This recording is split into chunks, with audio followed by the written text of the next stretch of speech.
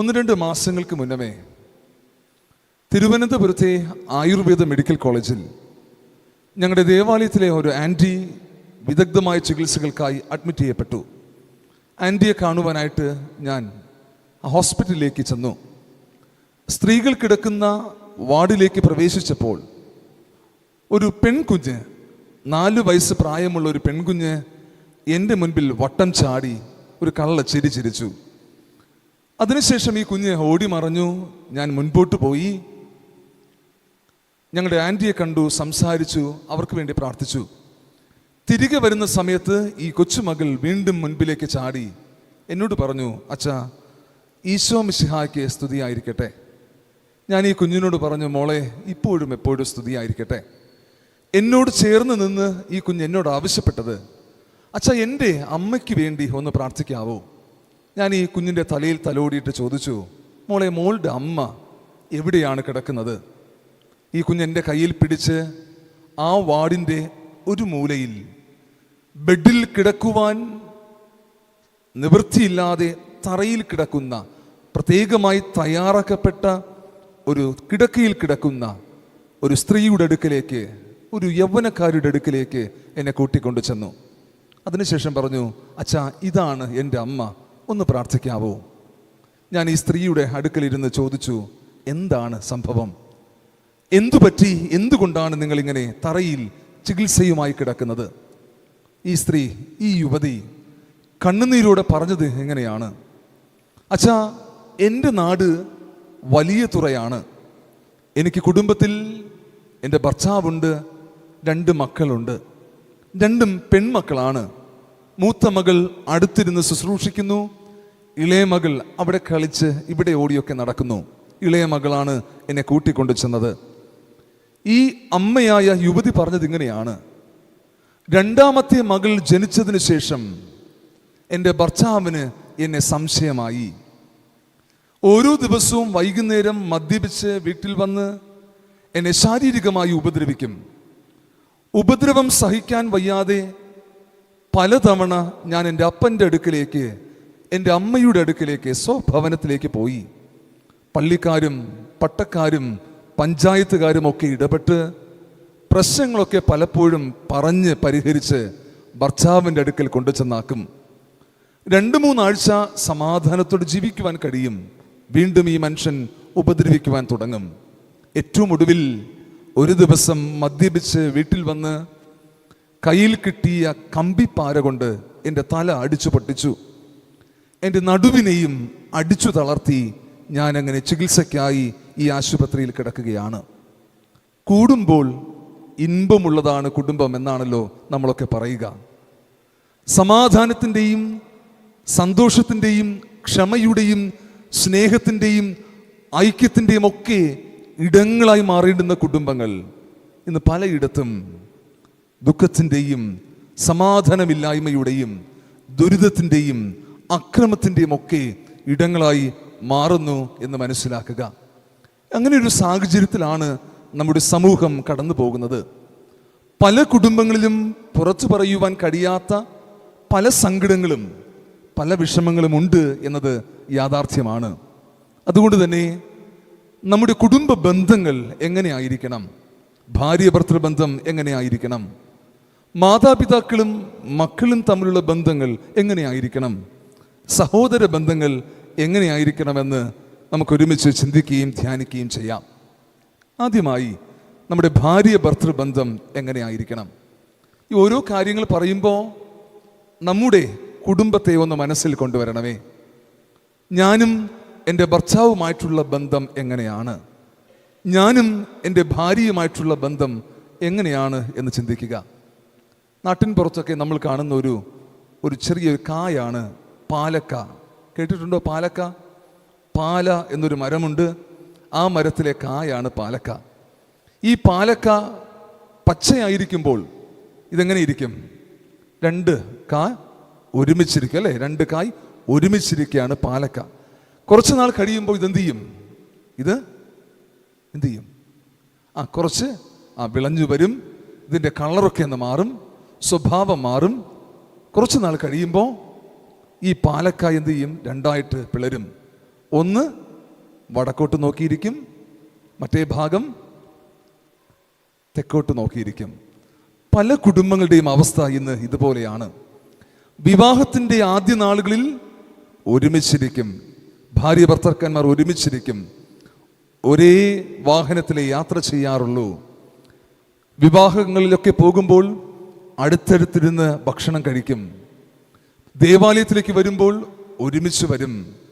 എവിടെയൊക്കെ പോകുന്നുവോ ഒരുമിച്ച് സഞ്ചരിക്കും, ഒരുമിച്ച് കാര്യാദികളിൽ ഏർപ്പെടും. ദിവസങ്ങൾ കഴിയുമ്പോൾ, മാസങ്ങൾ കഴിയുമ്പോൾ, വർഷങ്ങൾ കഴിയുമ്പോൾ സ്വഭാവം മാറും. ഭർത്താവ് വടക്കോട്ടാണെങ്കിൽ ഭാര്യ തെക്കോട്ടെന്ന അവസ്ഥയിലാണ് പലയിടങ്ങളിലെയും ഭാര്യ ഭർത്തൃ ബന്ധമെന്ന് മനസ്സിലാക്കുക. ഉൽപ്പത്തി പുസ്തകം 2-ാം അധ്യായം 24-ാമത്തെ വാക്യത്തിൽ വേദപുസ്തകം നമ്മെ പഠിപ്പിക്കുന്നത്, മനുഷ്യൻ അപ്പനെയും അമ്മയും വിട്ടുപിരിഞ്ഞ് ഭാര്യയോട് പറ്റിച്ചേരും. ഭാര്യമാരെന്താ പറയുന്നത്? അപ്പനും അമ്മയും വിട്ടുപിരിഞ്ഞ് ഭർത്താവിനോട് പറ്റിച്ചേരും എന്നാണ്. പലയിടങ്ങളിലും പോകുമ്പോൾ, പല ഭവനങ്ങളെയും സന്ദർശിക്കുമ്പോൾ പൊതുവെ ഭർത്താക്കന്മാർ പറയുന്ന പരാതിയാണ്, ഭാര്യമാർ പറയുന്ന പരാതിയാണ്, അച്ഛാ പറ്റിച്ചേർന്നതല്ല, പറ്റിച്ച് ചേർത്തതാണ് എന്നാണ് പറയുന്നത്. കാരണം ഇതിനേക്കാൾ മികച്ച ഒത്തിരി ആലോചന വന്നിരുന്നു, ഇതിനേക്കാൾ മികച്ച പുരുഷന്മാർ എന്നെ കാണുവാനായി വന്നിരുന്നു. പറ്റിപ്പോയച്ചാ, പറ്റിച്ച് ചേർത്തതാണ് എന്നാണ് പലരും സങ്കടത്തോടെ പറയുന്നത്. എന്നാൽ ഓർക്കണമേ, ദൈവം നമുക്ക് നൽകിയിരിക്കുന്നത് തക്കതായ തുണയാണ് എന്ന് മനസ്സിലാക്കണം. ദൈവം നമുക്ക് നൽകിയിരിക്കുന്ന തുണ തക്കതായ തുണ. നമ്മുടെ സ്വഭാവം അനുസരിച്ച്, നമ്മുടെ പെരുമാറ്റ രീതി അനുസരിച്ച് ഇതിലും മികച്ച ഒരു ഭർത്താവിനെ കിട്ടാനില്ല എന്ന് മനസ്സിലാക്കണം. നമ്മുടെ രീതി അനുസരിച്ച്, നമ്മുടെ സ്വഭാവ രീതി അനുസരിച്ച്, നമ്മുടെ പെരുമാറ്റം അനുസരിച്ച് ഇതിലും നല്ലൊരു ഭാര്യയെ കിട്ടുവാനായിട്ടില്ല എന്ന് മനസ്സിലാക്കി ഇത് തക്കതായ തുണയാണ് എന്ന ബോധ്യത്തോടുകൂടെ കുടുംബജീവിതം മുന്നോട്ട് കൊണ്ടുപോകണം. എപ്പോഴാണോ ഈ ചിന്ത നഷ്ടപ്പെടുന്നത്, നൽകിയിരിക്കുന്നത് തക്കതായ തുണയാണ് എന്ന ചിന്ത നഷ്ടപ്പെടുന്നത്, അവിടെയാണ് കുടുംബത്തിൽ പ്രശ്നങ്ങൾ, ഭാര്യ ഭർത്തൃ ബന്ധത്തിൽ പ്രശ്നങ്ങൾ ആരംഭിക്കുന്നത് എന്ന് മനസ്സിലാക്കുക. നൽകപ്പെട്ടത് തക്കതായ തുണ അല്ല എന്നൊരു ചിന്തയുണ്ടാകുമ്പോഴാണ് അപ്പുറത്തെ ചേട്ടൻ്റെ തുണയൊക്കെ നോക്കുവാനായിട്ടൊരു ടെൻഡൻസി ഉണ്ടാകുന്നത്. മറ്റുള്ള സ്ത്രീകളെയും ഭാര്യയും തമ്മിൽ താരതമ്യം ചെയ്യുവാനായിട്ടൊരു സാഹചര്യം ഉണ്ടാകുന്നത്. മറ്റു പുരുഷന്മാരെയും ഭർത്താവിനെയും തമ്മിൽ താരതമ്യം ചെയ്യുവാനായിട്ടുള്ളൊരു ടെൻഡൻസി ഉണ്ടാകുന്നത്. ഭർത്താവിനാണെങ്കിൽ മുടിയൊക്കെ കൊഴിഞ്ഞു, അപ്പുറത്തെ ചേട്ടന് ഒത്തിരി മുടിയുണ്ട്. താരതമ്യം ഉണ്ടാകുന്നത് നൽകപ്പെട്ടത് തക്കതായ തുണയാണ് എന്ന ബോധ്യം നഷ്ടപ്പെടുമ്പോഴാണ്. അതുകൊണ്ട് തന്നെ ദൈവം നമുക്ക് നൽകിയത് തക്കതായ തുണയാണ് എന്ന ബോധ്യത്തോടുകൂടെ മുന്നോട്ട് പോകണമേ. നൽകപ്പെട്ടത് തക്കതായ തുണ അല്ല എന്നൊരു ചിന്ത വരുമ്പോഴാണ് പരസ്പരം നന്നാക്കുവാനായിട്ട് ശ്രമിക്കുന്നത്. പലയിടങ്ങളിലുമൊക്കെ കാണുന്ന ഏറ്റവും വലിയ പ്രശ്നം എന്നത് ഭർത്താവ് ഭാര്യയെ നന്നാക്കുവാനായിട്ട് ശ്രമിക്കും. എൻ്റെ ഇഷ്ടപ്രകാരം, എൻ്റെ സ്വഭാവം അനുസരിച്ച്, എൻ്റെ ശൈലി അനുസരിച്ച് ആര് മാറി വരണം? ഭാര്യ മാറി വരണം എന്ന് ചിന്തിക്കും. ഭാര്യമാരും ചിന്തിക്കും, എൻ്റെ കാഴ്ചപ്പാടിലുള്ള പുരുഷനെ പോലെ എൻ്റെ ഇഷ്ടാനുഷ്ഠങ്ങൾ അനുസരിച്ച് എൻ്റെ ഭർത്താവും മാറി വരണം എന്ന് ചിന്തിക്കും. പരസ്പരം കറക്റ്റ് ചെയ്യുവാനായി, പരസ്പരം നന്നാക്കുവാനായിട്ടൊക്കെ ശ്രമിക്കുന്നത് നൽകപ്പെട്ടത് തക്കതായ തുണ അല്ല എന്നൊരു ബോധം വരുമ്പോഴാണ്. കുടുംബ പ്രശ്നങ്ങളൊക്കെ ആരംഭിക്കുന്നത് ഈ പരസ്പരം നന്നാക്കുവാൻ ശ്രമിക്കുമ്പോഴാണ്. പരസ്പരം നന്നാക്കുവാൻ ശ്രമിക്കുമ്പോൾ, പരസ്പരം നമ്മുടെ ഇഷ്ടമനുസരിച്ച് നമ്മുടെ ജീവിത പങ്കാളിയെ ഒന്ന് ക്രമപ്പെടുത്തുവാൻ ശ്രമിക്കുമ്പോഴാണ് പല കുടുംബങ്ങളിലും അസ്വാരസ്യങ്ങൾ ഉണ്ടാകുന്നത് എന്ന് മനസ്സിലാക്കുക. അതുകൊണ്ട് തന്നെ ഓർക്കുക, ഒന്നാമത്തെ ചിന്ത, ഭാര്യ ഭർത്തൃബന്ധത്തിൽ നൽകപ്പെട്ടത് തക്കതായ തുണ. ഇതിലും മികച്ചൊരു ഭാര്യയെ എനിക്ക് കിട്ടുവാനില്ല, ഇതിലും മികച്ച ഒരു ഭർത്താവിനെ എനിക്ക് കിട്ടുവാനില്ല എന്ന ചിന്ത നമുക്കെന്നും ഉണ്ടാകേണ്ടത് അനിവാര്യമാണ്. രണ്ടാമതായി, നമ്മുടെ കടമകൾ ഭംഗിയായി നിർവഹിക്കുക. ഭാര്യയുടെ കടമകൾ ഭാര്യ ഭംഗിയായി നിർവഹിക്കുക. ഭർത്താവിൻ്റെ കടമകൾ ഭർത്താവ് ഭംഗിയായി നിർവഹിക്കുക. ഒരു കുടുംബത്തിൻ്റെ ഉള്ളിൽ ഒരപ്പന് ചെയ്യുവാനായിട്ടുള്ള ഒത്തിരിയധികം ചുമതലകളുണ്ട്. ഒരു ഭർത്താവിന് ചെയ്യുവാനായിട്ടുള്ള ഒത്തിരിയധികം കാര്യങ്ങളുണ്ട്. ഒരമ്മയ്ക്ക് ചെയ്യുവാനായിട്ടുള്ള ഒത്തിരിയധികം കാര്യങ്ങളും ഭാര്യയ്ക്ക് ചെയ്യുവാനായിട്ടുള്ള ഒത്തിരി കാര്യങ്ങളും കുടുംബത്തിലുണ്ട്. അവരവരുടെ കടമകൾ ഭംഗിയായി നിർവഹിക്കുക. സാധാരണ പുരുഷന്മാർ പറയുന്ന ഒരു സങ്കടമാണ്, ഭാര്യയുമായിട്ട് ഇടയ്ക്കൊക്കെ പിണങ്ങാറുണ്ട്, ദേഷ്യപ്പെടാറുണ്ട്. പക്ഷേ 2 ദിവസം അവൾ വീട്ടിലില്ല എങ്കിൽ വല്ലാത്ത ഒരു ശൂന്യതയാണ്. ഒരു 2 ദിവസം ഭാര്യ വീട്ടിലില്ല എങ്കിൽ കാര്യങ്ങളൊന്നും, ജീവിത കാര്യങ്ങളൊന്നും ശരിയാകുന്നില്ല. ഓഫീസിൽ പോകാൻ ലേറ്റാകുന്നു, ആഹാരം നേരാവണ്ണം കഴിക്കുവാൻ പറ്റുന്നില്ല, കഴിക്കുന്ന ആഹാരത്തിന് രുചി പോരാ, മക്കളെ ചിട്ടയിൽ വളർത്തുവാൻ സാധിക്കുന്നില്ല, കുടുംബത്തിലെ കുടുംബ പ്രാർത്ഥനകൾ മുടങ്ങുന്നു. അടുത്തില്ലേ വലിയ സങ്കടമാണ് എന്നാണ് പറയുന്നത്. കൊച്ചമ്മ ഫാർമസിസ്റ്റാണ്, വല്ലപ്പോഴൊക്കെ നൈറ്റ് ഡ്യൂട്ടി വരും. അതുവരെയും അപ്പൻ മതി എന്ന് പറയുന്ന എൻ്റെ കൊച്ചുമകൻ, 4 വയസ്സുള്ള കൊച്ചുമകൻ, അമ്മയില്ലാത്ത ദിവസങ്ങളിൽ കൃത്യമായി ബഹളം ഉണ്ടാക്കും. എനിക്ക് എൻ്റെ അമ്മയുടെ അടുത്ത് പോകണം, എന്നെ ഹോസ്പിറ്റലിൽ കൊണ്ടു ചെന്നാക്ക് എന്നാണ് കൊച്ചുമകൻ പറയുന്നത്. അമ്മയില്ല എങ്കിൽ, ഭാര്യ കുടുംബത്തിലില്ല എങ്കിൽ കാര്യങ്ങളൊക്കെ താളം തെറ്റുമെന്നതാണ് പറഞ്ഞു വന്നത്. അവരവരുടെ കടമകൾ വളരെ ഭംഗിയായി നിർവഹിക്കുക. ഭർത്താവിൻ്റെ കടമകൾ, ഭാര്യയുടെ കടമകൾ ഭംഗിയായി നിർവഹിക്കുവാൻ കഴിയണം. സ്വന്തം ശരീരം പോലെ ഭാര്യയെ പോറ്റി പുലർത്തുവാൻ ഭർത്താക്കന്മാർക്ക് കഴിയണം. നമുക്കൊക്കെ ഇന്ന് ഏറ്റവും ഇഷ്ടം ആരെയാ? നമ്മെ തന്നെയാണ് ഇഷ്ടം, അവനവനെയാണ് ഇഷ്ടം. അതുകൊണ്ടാണ് ഇന്ന് പള്ളിയിലേക്ക് വരുവാനായിട്ട് 7 മണിക്ക് ആരാധന എന്ന് പറഞ്ഞുവെങ്കിലും കണ്ണാടിയുടെ മുൻപിൽ നിന്ന് 10-20 മിനിറ്റ് നമ്മൾ കുറേ സമയം വെറുതെ കളഞ്ഞത്. കാരണം ഞാൻ എങ്ങനെ ഇരിക്കുന്നു, എൻ്റെ മീശ എങ്ങനെ ഇരിക്കുന്നു, ഞാനിട്ട പൊട്ടെങ്ങനെയുണ്ട് എന്നൊക്കെ നമ്മൾ നോക്കി നാം നമ്മെ തന്നെ ഭംഗിപ്പെടുത്തുവാൻ, നമ്മെ തന്നെ ഇഷ്ടപ്പെടുന്ന രീതിയിൽ ഒന്ന് ക്രമപ്പെടുത്തുവാൻ നമ്മൾ ശ്രമിക്കുന്നവരാണ്. ഭർത്താക്കന്മാരെ, നാം എങ്ങനെ നമ്മെ സ്നേഹിക്കുന്നുവോ അതുപോലെ നമ്മുടെ ഭാര്യയെ സ്നേഹിക്കുവാൻ കഴിയണം, പോറ്റി പുലർത്തുവാൻ കഴിയണം, ജീവിതത്തിൽ പരിഗണന നൽകുവാനായിട്ട് കഴിയണം, സംരക്ഷണം നൽകുവാനായിട്ട് കഴിയണം. പ്രത്യേകിച്ച് ഭാര്യയ്ക്കൊക്കെ ഒരു പ്രത്യേക പരിഗണന നൽകി കുടുംബത്തിൽ എൻ്റെ ജീവിത പങ്കാളിയാണ്, എൻ്റെ ബെറ്റർ ഹാഫാണ്, എൻ്റെ മികച്ച പകുതിയാണ് എന്ന ചിന്തയോടുകൂടെ ഒരുമിച്ച് ജീവിതത്തെ മുന്നോട്ട് കൊണ്ടുപോകുവാൻ കഴിയണം. മറ്റൊന്ന്, ഏക പത്നീവ്രതമുള്ളവനായിരിക്കണം ഓരോ ഭർത്താക്കന്മാരും. ഏക പത്നീവ്രതം എന്ന് പറയുമ്പോൾ ഒരേ ഒരു ഭാര്യ എന്ന ചിന്തയോടെ ജീവിപ്പാനായിട്ട് നമുക്ക് കഴിയണം. ഇനി ഭാര്യമാർ, ദൈവം നമുക്ക് ഒത്തിരി കടമകൾ ഏൽപ്പിച്ചിട്ടുണ്ട്. 128-ാം സങ്കീർത്തനം 3-ാമത്തെ വാക്യം പഠിപ്പിക്കുന്നത്, ഭാര്യ വീട്ടിനകത്ത് ഫലപ്രദമായ ആപ്പിൾ തൈ പോലെയോ മുന്തിരിവള്ളി പോലെ ആയിരിക്കുമെന്നാണ്. മുന്തിരിയെ പറ്റി ഒത്തിരി നമ്മൾ കേൾക്കാറുണ്ടല്ലേ. സ്വാദുള്ള, മധുരകരമായ, ലഹരി നൽകുന്ന ഒരു ഫലമാണല്ലോ മുന്തിരി. അതുപോലെ ആയിരിക്കണമെന്നാണ് പറയുന്നത്. കുടുംബത്തിന് സ്വാദ് നൽകുന്ന, കുടുംബത്തിന് മധുരം നൽകുന്ന, ഭർത്താവിന് ലഹരി നൽകുന്നവരായിരിക്കണം ഭാര്യ എന്നാണ് വേദപുസ്തകം പഠിപ്പിക്കുന്നത്. കഴിയുന്നുണ്ടോ?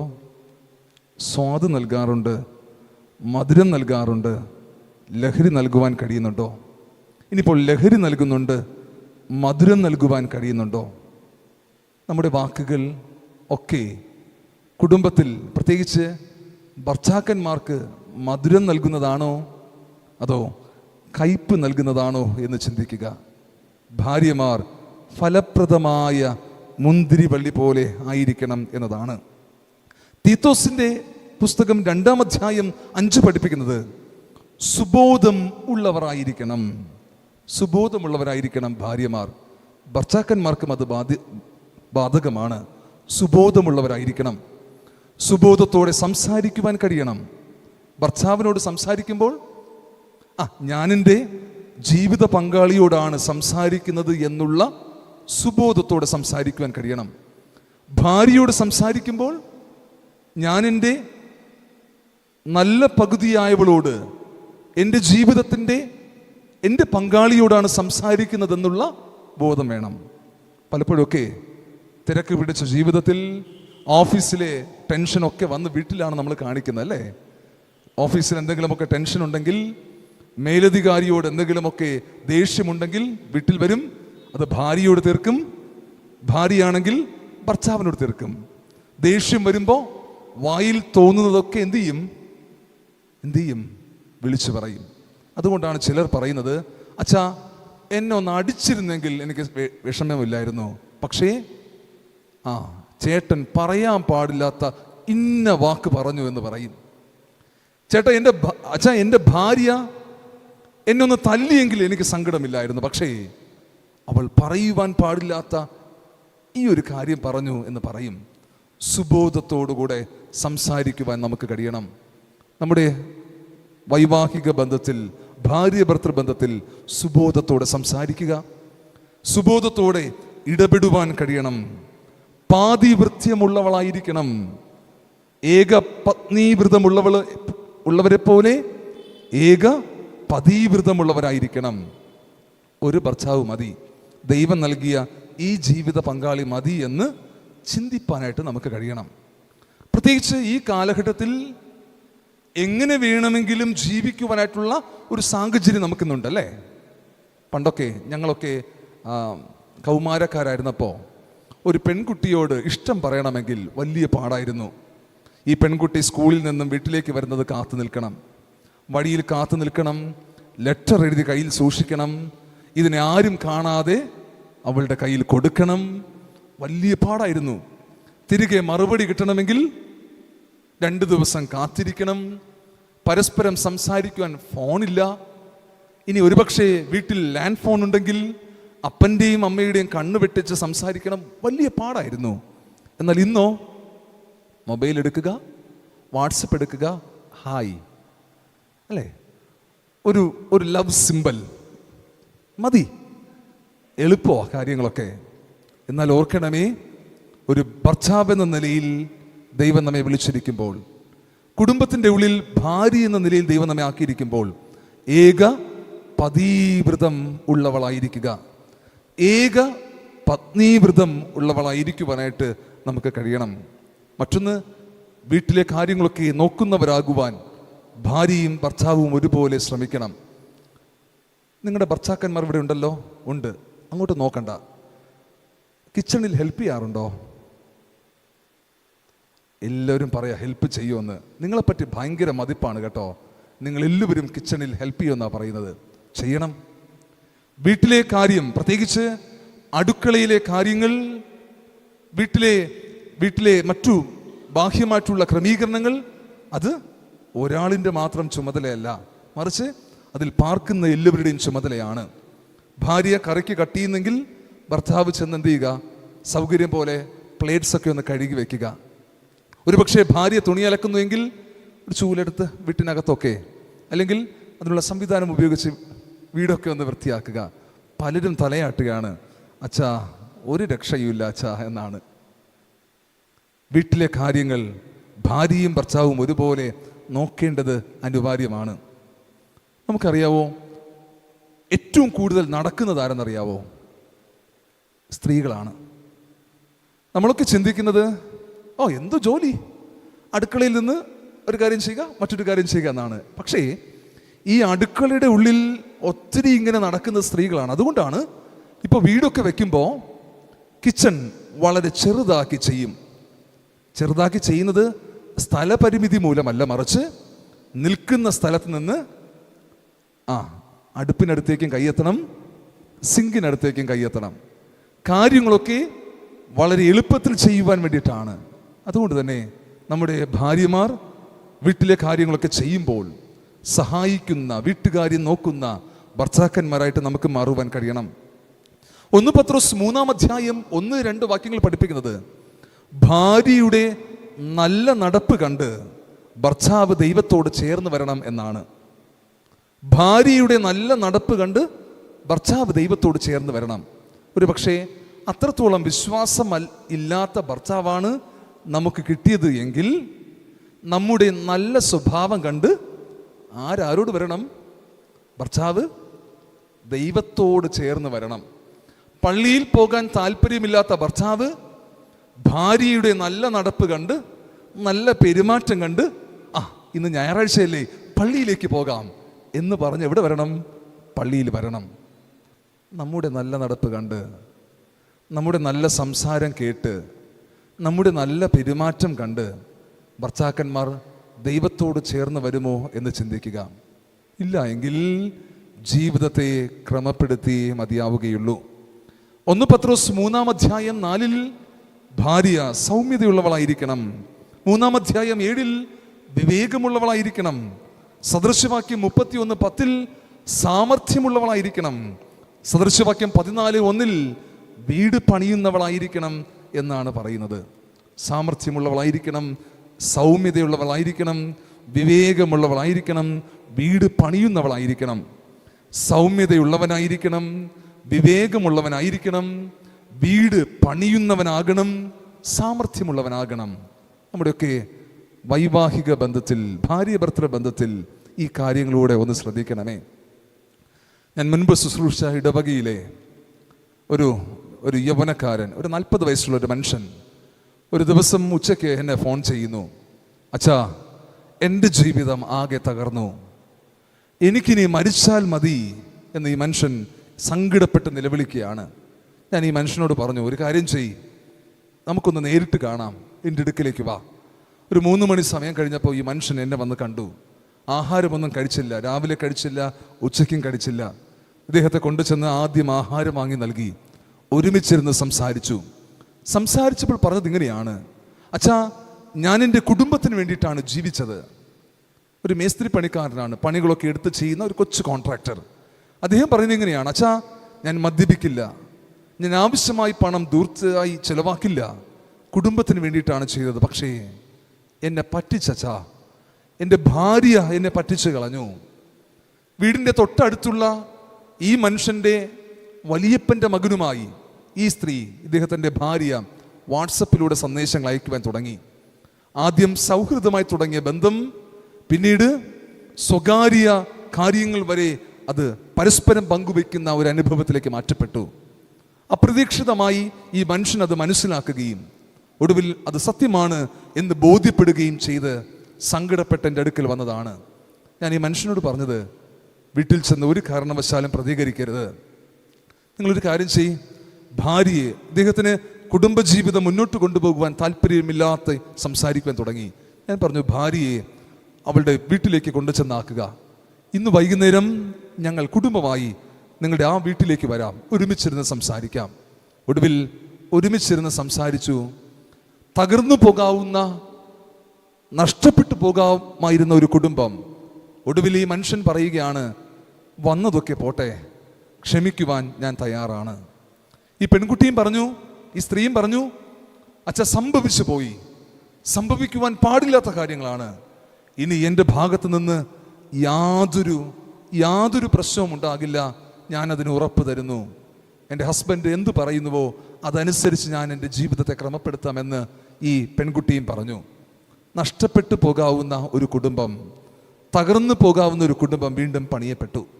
പ്രിയപ്പെട്ട ഭാര്യമാരെ, ഭർത്താക്കന്മാരെ, നമ്മുടെ കുടുംബം എങ്ങനെ മുൻപോട്ട് പോകണമെന്നുള്ളത് നമ്മുടെ ജീവിത ശൈലിയും ജീവിത രീതികളുമൊക്കെ അതും അടിസ്ഥാനപ്പെട്ടിരിക്കുന്നു എന്ന് മനസ്സിലാക്കുക.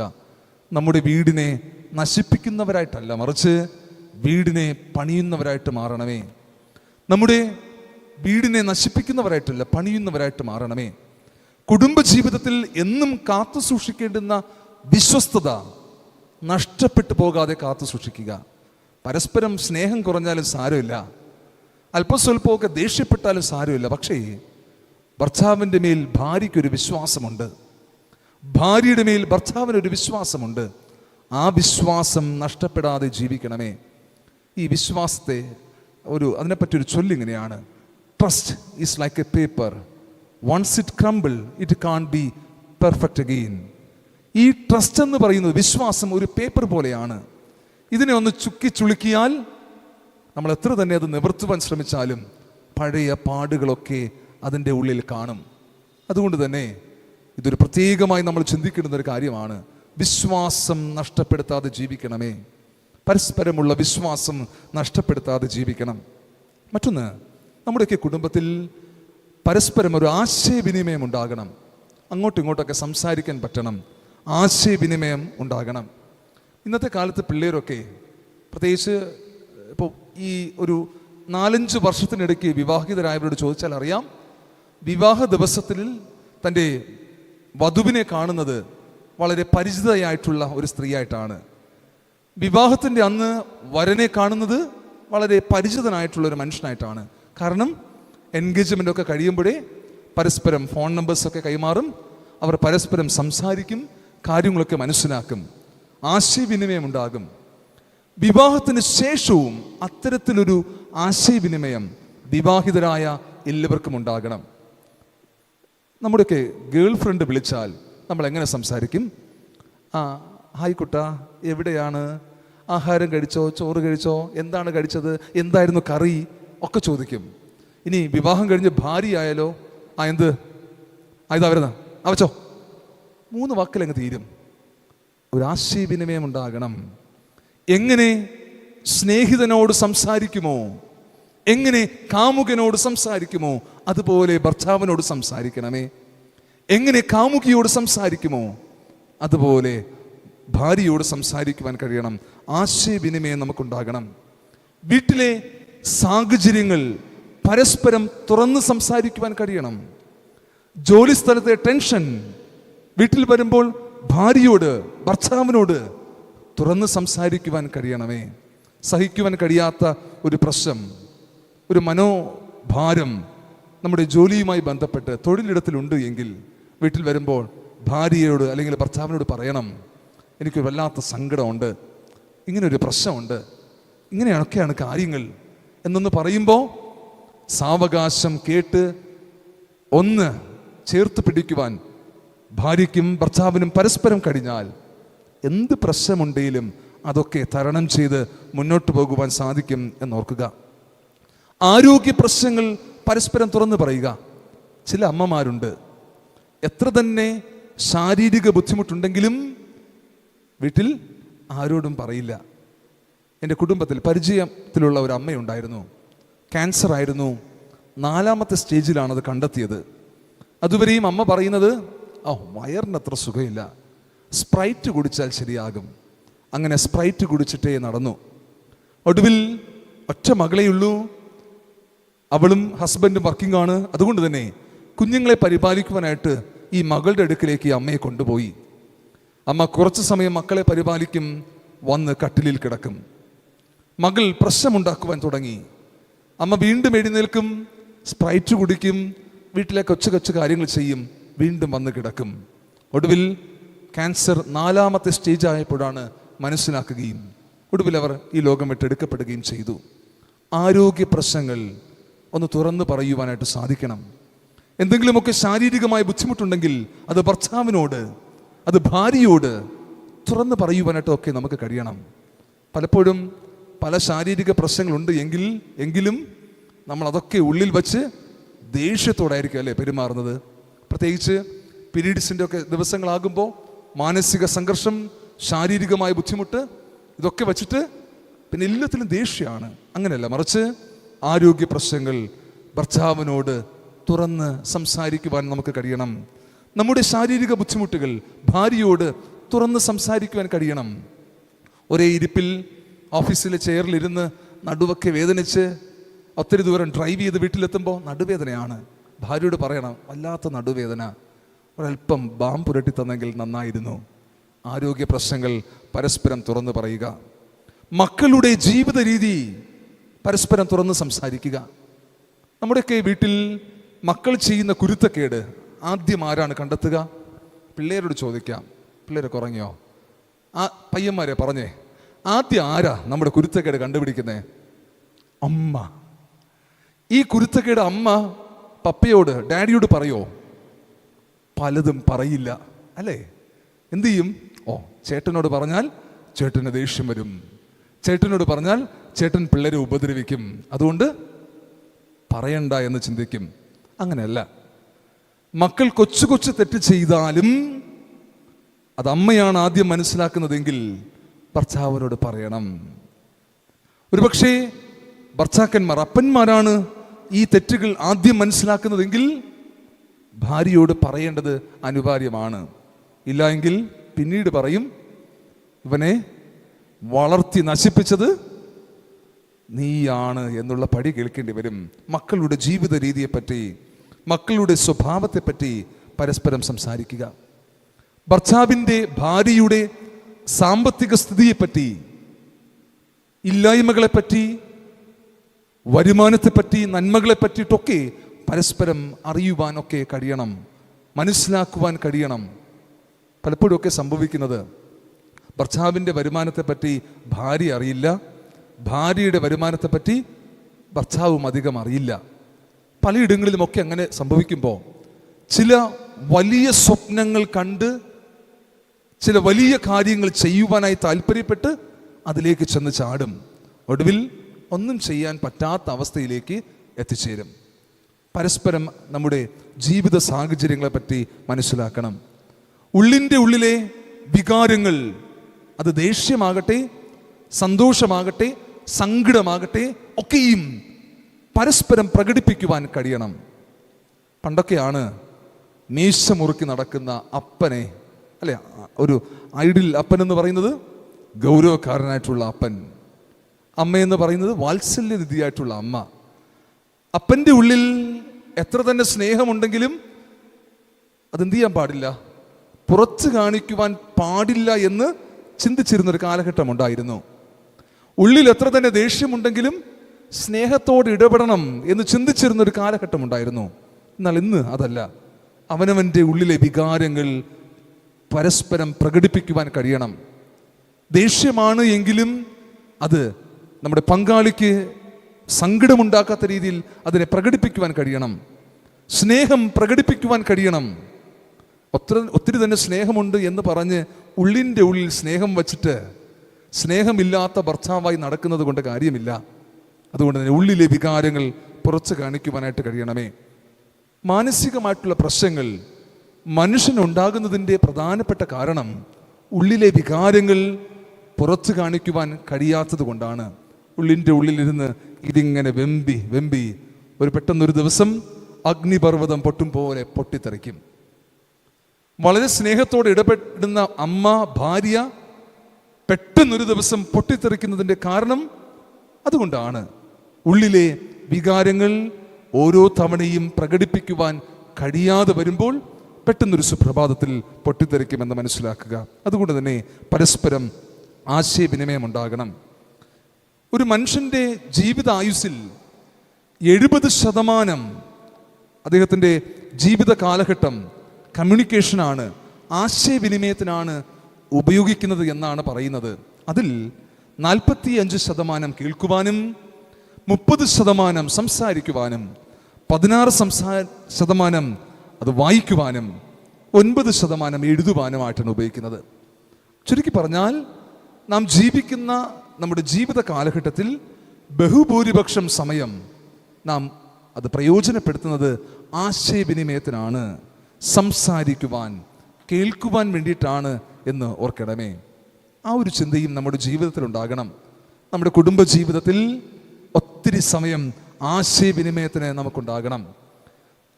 ഉപജീവനത്തിൻ്റെ കാര്യങ്ങളൊക്കെ കഴിഞ്ഞ് വീട്ടിൽ വരുമ്പോൾ ഒരു 2 മണിക്കൂറെങ്കിലും ഭാര്യയ്ക്കും ഭർത്താവിനും ഒരുമിച്ചിരുന്ന് സംസാരിക്കുവാൻ കഴിയണം. എന്തെങ്കിലുമൊക്കെ വിഷയങ്ങളെപ്പറ്റി സംസാരിക്കാം, ഏതെങ്കിലുമൊക്കെ കാര്യങ്ങളെപ്പറ്റി സംസാരിക്കാം. ആഗോള താപനത്തെ പറ്റിയോ എന്ത് വേണേലും സംസാരിക്കാം. പക്ഷേ ഒരു 2 മണിക്കൂറെങ്കിലും പരസ്പരം സംസാരിക്കുവാനായിട്ട് താല്പര്യപ്പെടണമേ. ഇനി സംസാരിക്കുമ്പോൾ ബുദ്ധിപൂർവം വിവേകത്തോടെ സംസാരിക്കണം. ആദ്യം സൂചിപ്പിച്ചതുപോലെ നമ്മുടെ സുബോധത്തോടുകൂടെ സംസാരിക്കുവാൻ കഴിയണം. നമുക്കൊട്ടും ഇഷ്ടമില്ലാത്ത കളറാണ് കറുപ്പ് എന്ന് വെച്ചോളൂ. ഭർത്താവ് ഒരു ദിവസം നമ്മുടെ കുടുംബത്തിലൊരു കല്യാണത്തിന് പോകുവാൻ കറുത്ത ഷർട്ടുമിട്ട് നിൽക്കുകയാണ്. എങ്ങനെ പറയും? എന്തോന്നാണ് മനുഷ്യ, ഈ കറുത്ത ഡ്രസ്സേ കിട്ടിയുള്ളൂ, അല്ലെങ്കിലും എൻ്റെ വീട്ടിലെ ഓരോ ഫംഗ്ഷൻ വരുമ്പോൾ കൊള്ളാവുന്ന കളറൊന്നും നിങ്ങൾക്ക് കിട്ടില്ല എന്നാണ് പലരും പറയുക. അതേസമയം ചേട്ടാ അടിപൊളിയായിരിക്കുന്നു, പക്ഷേ ചേട്ടൻ ഈ കളറിനേക്കാൾ നല്ലത് കഴിഞ്ഞ ആഴ്ച നമ്മൾ വാങ്ങിയ ആ ചെക്ക് ഷർട്ടായിരുന്നെങ്കിൽ കുറച്ചുകൂടെ സൂപ്പറായേനെ എന്ന് പറഞ്ഞു നോക്കൂ, ബുദ്ധിപൂർവം സംസാരിച്ച് നോക്കൂ. എന്ത് സംഭവിക്കും? അങ്ങനെയാണോ? ദാ പിടിച്ചോ, ഈ ഡ്രസ്സ് മാറ്റി മറ്റൊരു ഡ്രസ്സിടും. ഭാര്യ യൂട്യൂബൊക്കെ നോക്കി ഒരു പുതിയ ഡിഷ് ഉണ്ടാക്കി നമ്മുടെ മുൻപിൽ കൊണ്ടുവച്ചു. ഒരു അവധി ദിവസമാണ്. അവധി ദിവസം അങ്ങനെയുള്ള പരീക്ഷണ പാചകങ്ങളൊക്കെ ചെയ്യാറുണ്ടല്ലേ? എൻ്റെ കൊച്ചമ്മ ഇടയ്ക്കിടയ്ക്ക് എനിക്ക് ഉണ്ടാക്കി തരും. ഗോതമ്പ് മാവിനെ പ്രത്യേക സ്റ്റൈലാക്കി അതിനകത്ത് വിവിധ ഇനം ഫില്ലിങ്സ് ഒക്കെ നിറച്ച് ഇങ്ങനെ മാറ്റി മാറ്റി കൊണ്ടുവരും. ചില ദിവസത്തെ വായിൽ വെച്ച് കഴിക്കാൻ കൊള്ളില്ല, എങ്കിലും ഞാൻ പറയും അടിപൊളി. അങ്ങനെ പറഞ്ഞാലേ നാളെ വേറൊരു സാധനം ഉണ്ടാക്കി കൊണ്ട് തരത്തുള്ളൂ. ഭാര്യ ഒരു പരീക്ഷണം നടത്തി ഒരു പുതിയ ഡിഷ്, അതെ പുതിയ ഡിഷ് നമ്മുടെ മുൻപിൽ കൊണ്ട് നൽകിയാൽ അച്ഛൻ പറയുന്നത് ലൈവാണ് എന്ന് കൊച്ചമ്മ അവിടെ നിന്ന് കേൾക്കുന്നു എന്നുള്ള പ്രതീക്ഷയോടുകൂടെയാണ് പറയുന്നത്. ഒരു പുതിയ ഡിഷ് നമ്മുടെ മുൻപിൽ കൊണ്ടുവച്ചാൽ ടേസ്റ്റ് നോക്കുക. ഒരല്പം ടേസ്റ്റ് കുറഞ്ഞു പോയി എങ്കിൽ പോലും എന്തോന്നാണ് ചെയ്തുകൊണ്ട് വെച്ചിരിക്കുന്നതെന്ന് ചോദിക്കാതെ സൂപ്പറായിരിക്കുന്നു, അടിപൊളിയായിരിക്കുന്നു, ഇനി അടുത്ത് ചെയ്യുമ്പോൾ ഇന്ന കാര്യങ്ങൾ കൂടെ ശ്രദ്ധിച്ചാൽ കുറച്ചുകൂടെ സൂപ്പറാകും എന്ന് പറയുവാൻ കഴിയണം. ബുദ്ധിപൂർവം വിവേകപൂർവം സംസാരിക്കണം, മനസ്സ് തുറന്ന് സംസാരിക്കുവാൻ കഴിയണം. എൻ്റെ സെമിനാരി പഠനം കഴിഞ്ഞിട്ട് അരുവിക്കരയുടെ അടുത്തുള്ള ഒരു ചർച്ചിലാണ് എന്നെ ആദ്യമായി പോസ്റ്റ് ചെയ്യുന്നത്. അവിടെ പോയപ്പോൾ 40 വർഷമായി പരസ്പരം സംസാരിക്കാത്ത ഒരു അപ്പച്ചനും അമ്മച്ചിയും ഉണ്ടായിരുന്നു. 40 വർഷം പരസ്പരം സംസാരിക്കാറില്ല. സാധാരണ പോകുന്ന അച്ഛന്മാരൊക്കെ ആദ്യ തവണ വിസിറ്റിംഗ് കഴിയുമ്പോൾ ഇവരോട് പ്രശ്നങ്ങൾ ചോദിക്കും, അങ്ങനെയല്ല ഇങ്ങനെയെന്ന് പറഞ്ഞു കൊടുക്കും. ഞാൻ ഒന്നും പറഞ്ഞില്ല, ഒന്നും ചെയ്തില്ല. ഇവർ സാധാരണയായിട്ട് ആ ദേവാലയത്തിൽ നിന്നും വിനോദയാത്രകൾ സംഘടിപ്പിക്കും. ഈ അപ്പച്ചനും അമ്മച്ചിയും വിനോദയാത്രയ്ക്ക് വരും. അപ്പച്ചൻ കൊച്ചുമോനെയും കൂട്ടി ബസ്സിൻ്റെ ഫ്രണ്ടിലിരിക്കും, അമ്മച്ചി കൊച്ചുമകളെയും കൂട്ടി ഏറ്റവും പുറകിലിരിക്കും. അങ്ങനെയാണ് വിനോദയാത്ര. ഒരു ദിവസം ഞായറാഴ്ച പ്രസംഗ വിഷയത്തിൻ്റെ കൂടെ കുടുംബജീവിതവുമായി ബന്ധപ്പെട്ട വിഷയത്തിൽ ഒരു കൊച്ചു കഥ ഞാൻ പറഞ്ഞു. ആ കഥ കേട്ടിട്ട് വീട്ടിൽ ചെന്ന് അന്നത്തോടെ പ്രശ്നം തീർന്നു. ഒരുമിച്ചിരുന്ന് സംസാരിച്ചു. ഉള്ളിൻ്റെ ഉള്ളിലെ ഈഗോ ഒക്കെ മാറ്റി, ഞാൻ എന്നുള്ള ചിന്തയൊക്കെ മാറ്റി, ഞാൻ ഭർത്താവാണ്, ഞാൻ ഭാര്യയാണ് എന്ന ചിന്തയൊക്കെ മാറ്റി ഉള്ളു തുറന്ന് സംസാരിച്ചു. പ്രശ്നമൊക്കെ മാറി. പിന്നീട് തൊട്ട് ആ വർഷത്തിൽ തന്നെ വയനാട് ഞങ്ങളൊരു ടൂർ പോയപ്പോൾ രണ്ടുപേരും അടുത്തടുത്തിരുന്ന് വന്നു, ഒരുമിച്ചിരുന്ന് ഫോട്ടോ എടുക്കാൻ തുടങ്ങി. സ്നേഹത്തോടുകൂടെ എന്നെയും ഇടയ്ക്ക് വിളിച്ചു നിർത്തി ഫോട്ടോ എടുക്കാനായിട്ട് തുടങ്ങി. ഉള്ളിൻ്റെ ഒന്ന് തുറന്ന് സംസാരിച്ചാൽ, മനസ്സ് തുറന്ന് സംസാരിച്ചാൽ തീരാവുന്ന പ്രശ്നങ്ങളെ നമ്മുടെ ഭാര്യ ഭർത്തൃ ബന്ധത്തിലുള്ളൂ. ആരുടെയെങ്കിലും കുടുംബത്തിൽ എന്തെങ്കിലുമൊക്കെ കൊച്ചു കൊച്ചു സങ്കടങ്ങളുണ്ട് എങ്കിൽ, കൊച്ചു കൊച്ചു പ്രയാസമുണ്ട് എങ്കിൽ, എല്ലാം കൊച്ചു കൊച്ചു പ്രയാസമാണ്. നമ്മളതിനെ മനസ്സിൽ വച്ച് ആവശ്യമില്ലാത്തത് ചിന്തിച്ച് ഈഗോ കാണിച്ച് അതിനെ വലുതാക്കുകയാണ്. ഈ കൊച്ചു കൊച്ചു സങ്കടങ്ങൾ, പ്രയാസങ്ങൾ വീട്ടിൽ ചെന്ന് ഒരു മേശയ്ക്ക് ചുറ്റും ഒരുമിച്ചിരുന്ന് ഒന്ന് സംസാരിച്ച് തീർക്കണവേ. വല്ലാത്ത സന്തോഷത്തോടെ ജീവിതത്തെ മുന്നോട്ട് കൊണ്ടുപോകുവാൻ കഴിയും. മറ്റൊന്ന്, ഭാര്യ ഭർത്തൃ ബന്ധത്തിൽ പരസ്പരം പ്രഥമമായ സ്ഥാനം നൽകുക. പരസ്പരം പ്രഥമമായ സ്ഥാനം നൽകുക. ഇതെൻ്റെ ഭാര്യയാണ്, ഇതെൻ്റെ ഭർത്താവാണ്. എൻ്റെ ജീവിതത്തിൽ എൻ്റെ ഭാര്യ കഴിഞ്ഞിട്ടേ മറ്റെന്തുമുള്ളൂ, എൻ്റെ ജീവിതത്തിൽ ഭർത്താവ് കഴിഞ്ഞിട്ടേ മറ്റെന്തുമുള്ളൂ എന്നൊരു ചിന്തയോടുകൂടെ പ്രഥമമായ സ്ഥാനം ജീവിത പങ്കാളിക്ക് നൽകി ജീവിക്കുവാനായിട്ട് കഴിയണം. അവിടെ സ്മാർട്ട് ഫോണിനല്ല പ്രഥമമായ സ്ഥാനം നൽകേണ്ടത്. നമ്മുടെ തിരക്കു പിടിച്ച നമ്മുടെ ഓഫീസ് കാര്യങ്ങൾക്കല്ല പ്രഥമമായ സ്ഥാനം നൽകേണ്ടത്. വീട്ടിൻ്റെ ഉള്ളിൽ നമ്മുടെ ജീവിത പങ്കാളിക്ക് പ്രഥമമായ സ്ഥാനം നൽകുക. പരസ്പരം അഭിനന്ദിക്കുക, പരസ്പരം പുകഴ്ത്തുക. നമുക്കൊക്കെ പറ്റാത്തൊരു കാര്യമാണ് അല്ലേ? ഒരു മനുഷ്യൻ എന്ത് നല്ലത് ചെയ്താലും അഭിനന്ദിക്കാൻ വലിയ പ്രയാസമുള്ള കാര്യമാണ്. കുടുംബത്തിൻ്റെ ഉള്ളിൽ നമ്മുടെ ഭാര്യ ഭർത്തൃ ബന്ധത്തിൽ പരസ്പരം അഭിനന്ദിക്കുവാൻ കഴിയണം, പരസ്പരം പുകഴ്ത്തുവാൻ കഴിയണം. മറ്റൊരു പ്രധാനപ്പെട്ട കാര്യം, ഒരു കാരണവശാലും മക്കളുടെ മുൻപിൽ വച്ച് പരസ്പരം കുറ്റപ്പെടുത്തരുത്, പരസ്പരം പഴിചാരരുത്. കുഞ്ഞുങ്ങൾ കേൾക്കുക വിട്ട്, മക്കൾ കേൾക്കുക വിട്ട് ഭർത്താവ് ഭാര്യയോട് വഴക്ക് കൂടരുത്, പഴിചാരരുത്, കുറ്റപ്പെടുത്തരുത്.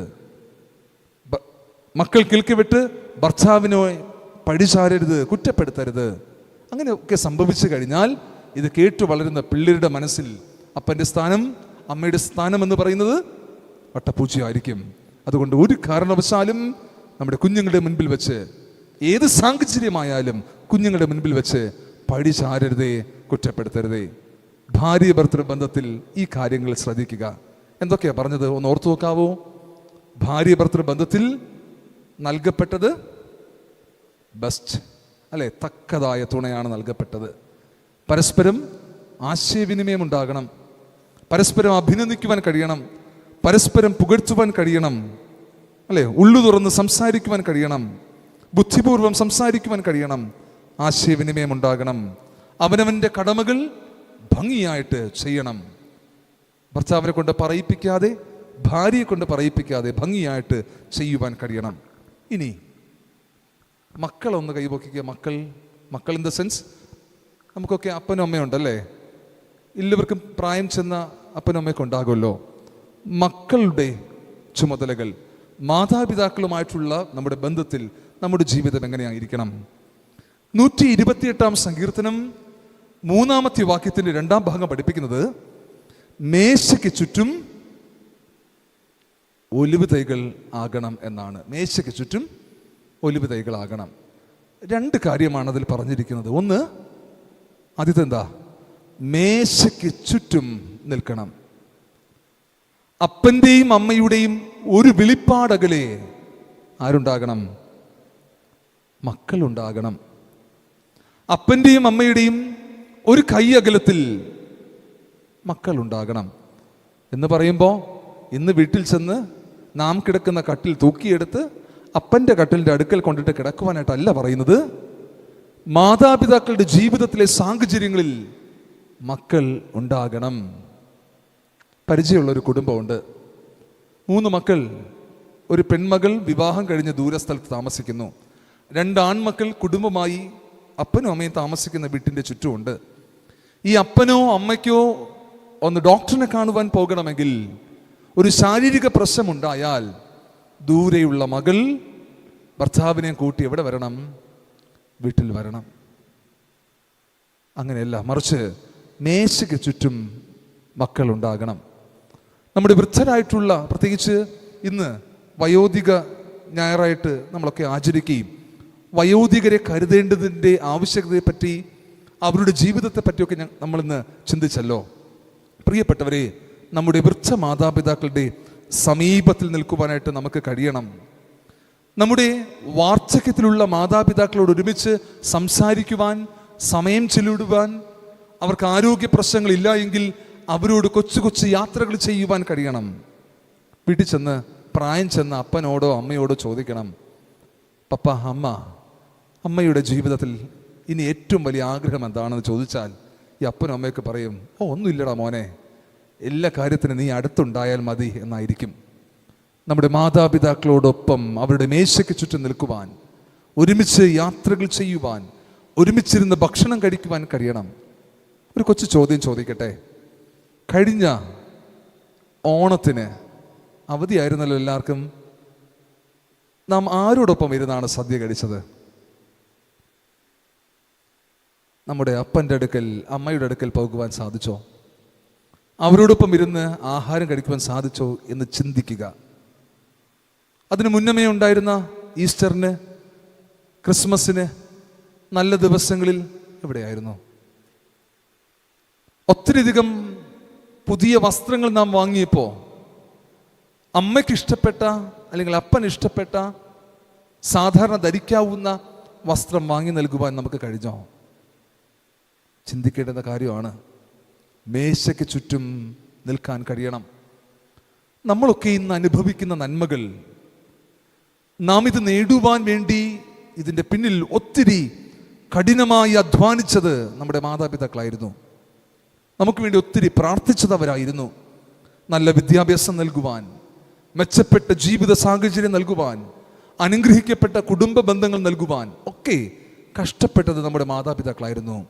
അവരുടെ മേശയ്ക്ക് ചുറ്റും നിൽക്കുവാൻ കഴിയണം. ഒരു കൊച്ചു കഥ ഇങ്ങനെയാണ്.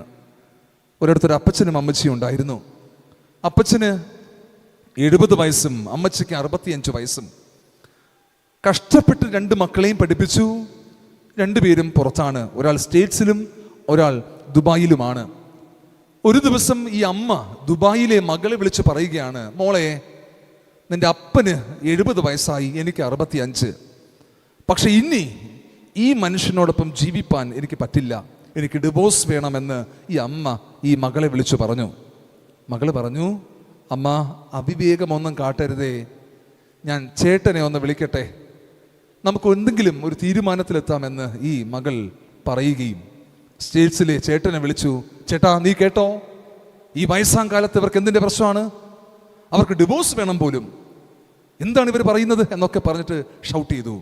കേട്ട പാതി കേൾക്കാത്ത പാതി നാട്ടിലേക്ക് ഈ സഹോദരൻ വിളിച്ച്, ഈ മകൻ വിളിച്ചിട്ട് അപ്പനോടും അമ്മയോടും മാറി മാറി സംസാരിച്ചു. പറഞ്ഞതിങ്ങനെയാണ്, അപ്പാ, അമ്മ, പെട്ടെന്നൊരു ഡിസിഷൻ എടുക്കരുതേ. ഈ വരുന്ന ക്രിസ്മസിന് ഞങ്ങൾ നാട്ടിൽ വരാം, നമുക്ക് ഒരുമിച്ചിരുന്ന് ഒന്ന് തീരുമാനമെടുക്കാം, പറ്റില്ലെങ്കിൽ നമുക്ക് ഡിവോഴ്സ് വാങ്ങാം എന്ന് അപ്പനോടും പറഞ്ഞു, അമ്മയോടും പറഞ്ഞു. ഒടുവിൽ ദിവസങ്ങൾ കഴിഞ്ഞു. ക്രിസ്മസ് ഡിസംബർ 24 അവർ എത്തുമെന്ന് അറിയിച്ചു. അങ്ങനെ 24-ാം തീയതി ഇവർ വീട്ടിലേക്ക് വന്നു. വീട്ടിൽ വന്നപ്പോൾ മനോഹരമായിട്ടുള്ള നക്ഷത്ര വിളക്കുകളൊക്കെ തൂക്കിയിട്ടുണ്ടായിരുന്നു. മനോഹരമായി പുൽക്കൂട് ഒരുക്കിയിട്ടുണ്ടായിരുന്നു.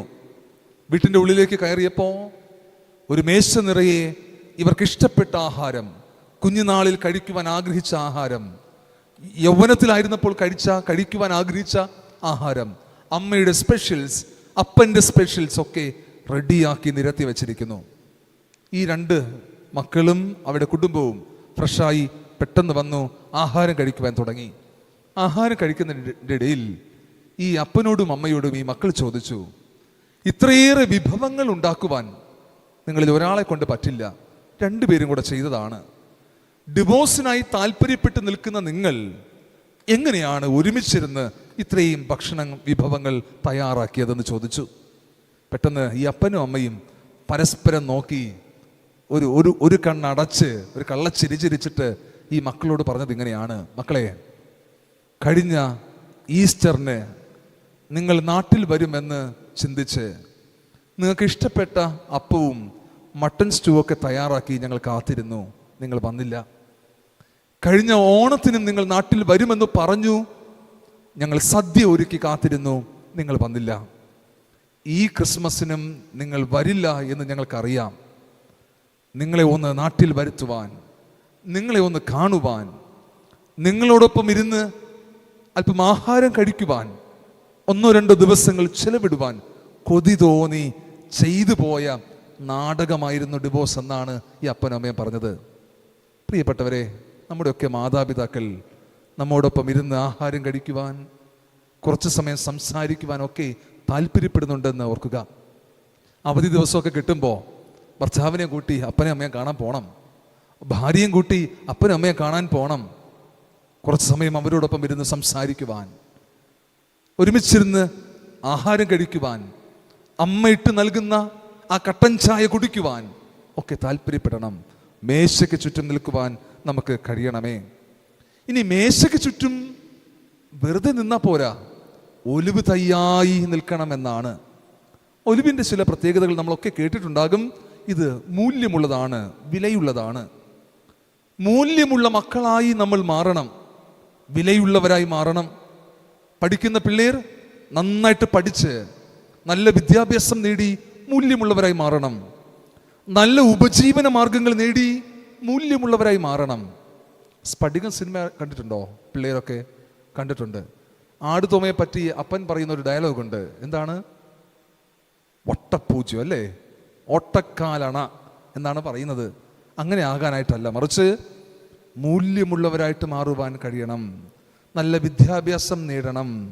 പഠിക്കുവാനായി സ്കൂളിലേക്ക് അയക്കുമ്പോൾ, കോളേജിലേക്ക് അയക്കുമ്പോൾ പ്രൊഫഷണൽ കോഴ്സുകളിലേക്കൊക്കെ അയക്കുമ്പോൾ പഠിക്കുക എന്നുള്ളതാണ് എൻ്റെ ദൗത്യമെന്ന് മനസ്സിലാക്കി എൻ്റെ ജീവിതം മൂല്യമുള്ളതായി തീരുവാൻ വേണ്ടി എൻ്റെ മാതാപിതാക്കൾ ഒരുക്കി നൽകിയ സാഹചര്യമാണ് എന്ന് മനസ്സിലാക്കി ആവോളം പഠിക്കുവാൻ, അറിവ് നേടുവാൻ, വിദ്യാസമ്പന്നരാകുവാനായിട്ട് നമുക്ക് കഴിയണം.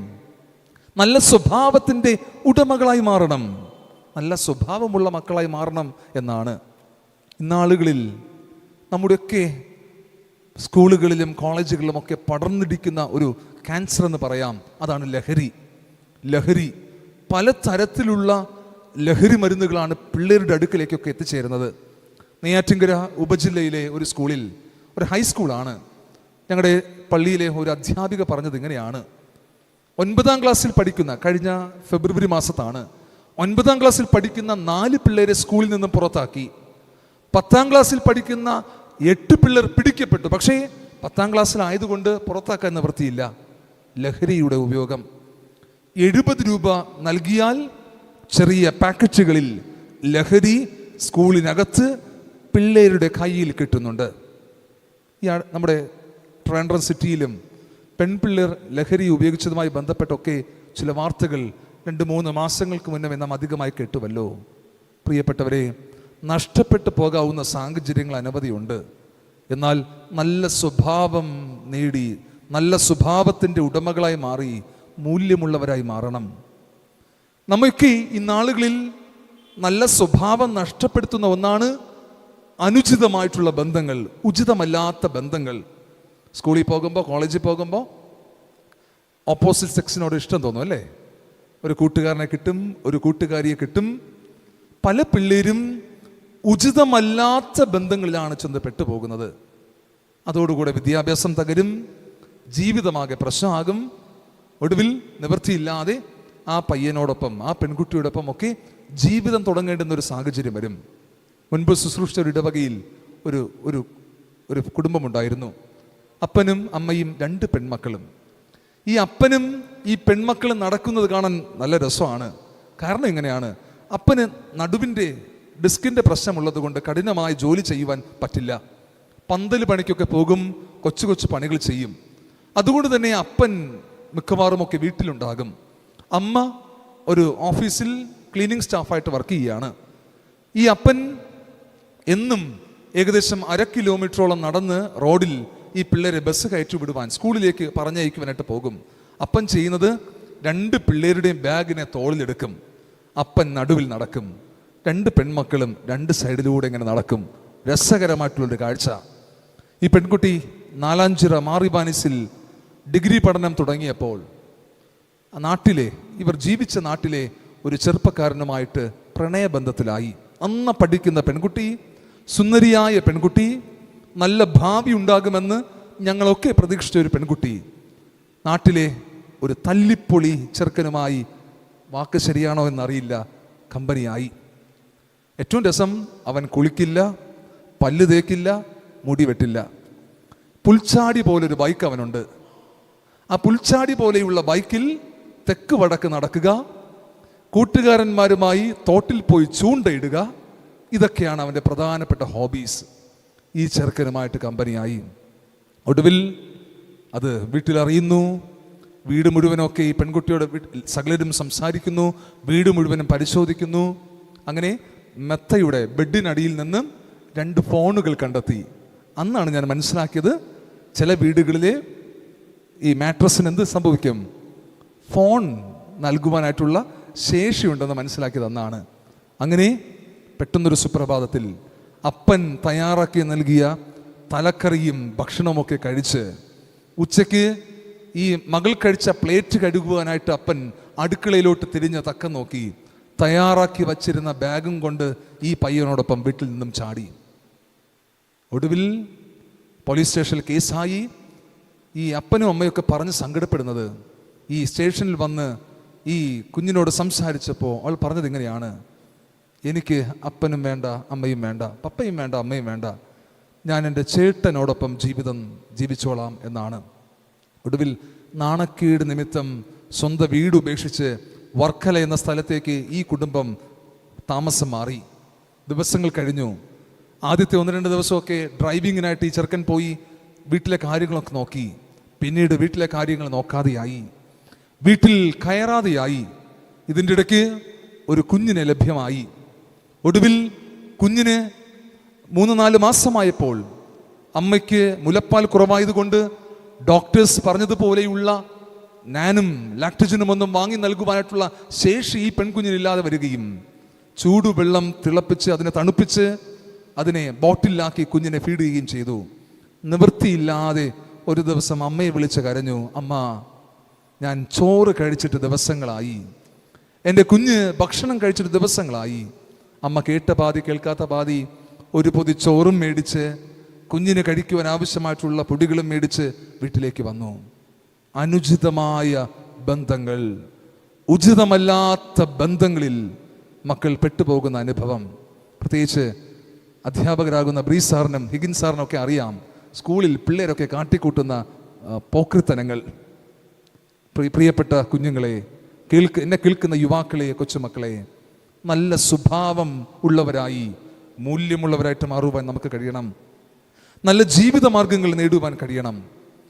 ഈ ഒലിവിൻ്റെ മറ്റൊരു പ്രത്യേകത, ഇത് ഔഷധമാണ്, അല്ലേ? ഔഷധമാണ്, സമാധാനത്തിൻ്റെ അടയാളമാണ്.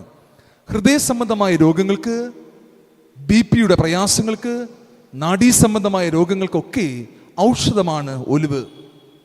തീപ്പൊള്ളലേറ്റാൽ മുറിവ് വളരെ വേഗത്തിൽ ഉണങ്ങുവാൻ ഒലിവെണ്ണ നാം ഉപയോഗിക്കാറുണ്ട്. ഔഷധമാണ് ഈ ഒലിവ്. സമാധാനത്തിൻ്റെ അടയാളമാണ് ഒലിവ്. സമാധാനത്തിൻ്റെ അടയാളം എന്ന് പറയുന്നതിൻ്റെ കാരണം, ഈ ഒലിവ് യുദ്ധം നടക്കുന്ന സമയത്ത് ഇതിനെ കൃഷി ചെയ്യാറില്ല. യുദ്ധം നടക്കുന്ന സമയത്ത് ഇതിനെ നട്ടുപിടിപ്പിക്കാറില്ല. മറ്റൊന്ന്, വളരെ സാവധാനം സമാധാനത്തിൽ വളരുന്ന ഒരു ചെടി കൂടെയാണ് ഒലിവ്. സമാധാനത്തിൻ്റെ അടയാളമാണ് ഒലിവ്. വീട്ടിൻ്റെ ഉള്ളിൽ സമാധാനം നൽകുവാൻ വിളിക്കപ്പെട്ടവരാണ് മക്കൾ എന്ന് മനസ്സിലാക്കുക. വീട്ടിൻ്റെ ഉള്ളിൽ ഔഷധമായിരിക്കുവാൻ, അപ്പൻ്റെ ഹൃദയത്തെ തണുപ്പിക്കുവാൻ, അപ്പൻ്റെ BP ഒന്ന് നോർമലാക്കുവാൻ വിളിക്കപ്പെട്ടവരാണ് മക്കൾ. നമുക്കറിയാം, പ്രത്യേകിച്ച് കുഞ്ഞു പിള്ളേരുള്ള വീട്ടിൽ എന്തെങ്കിലുമൊക്കെ തിരക്ക് കഴിഞ്ഞ് വീട്ടിൽ വരുമ്പോൾ പിള്ളേരെയൊക്കെ ഈ കളി കാണുമ്പോൾ നമുക്ക് എന്താവും? ഇച്ചിരി സമാധാനമായി, അല്ലേ? നല്ല സന്തോഷമായി. കാരണം സമാധാനം നൽകേണ്ടവരാണ് മക്കൾ, ഔഷധമാകേണ്ടവരാണ് മക്കൾ.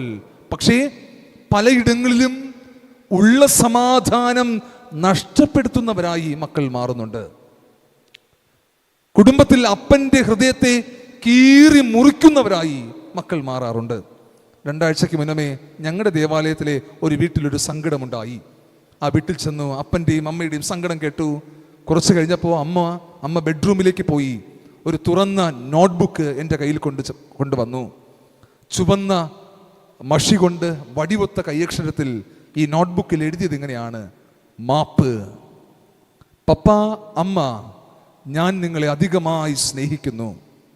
പക്ഷേ അനൂപിനോടൊപ്പം പോകാതെ നിവൃത്തിയില്ല. ഞാൻ മരിച്ചു എന്ന് കരുതിയാൽ മതി. ഞാൻ നിങ്ങളെ സ്നേഹിക്കുന്നു. മാപ്പ്, മാപ്പ്, മാപ്പ് എന്നാണ്. വീട്ടിലെ ഇളയ പെൺകുട്ടി ഒരു ദിവസം രാവിലെ നേരം പുലർന്നപ്പോൾ വീട്ടിലില്ല.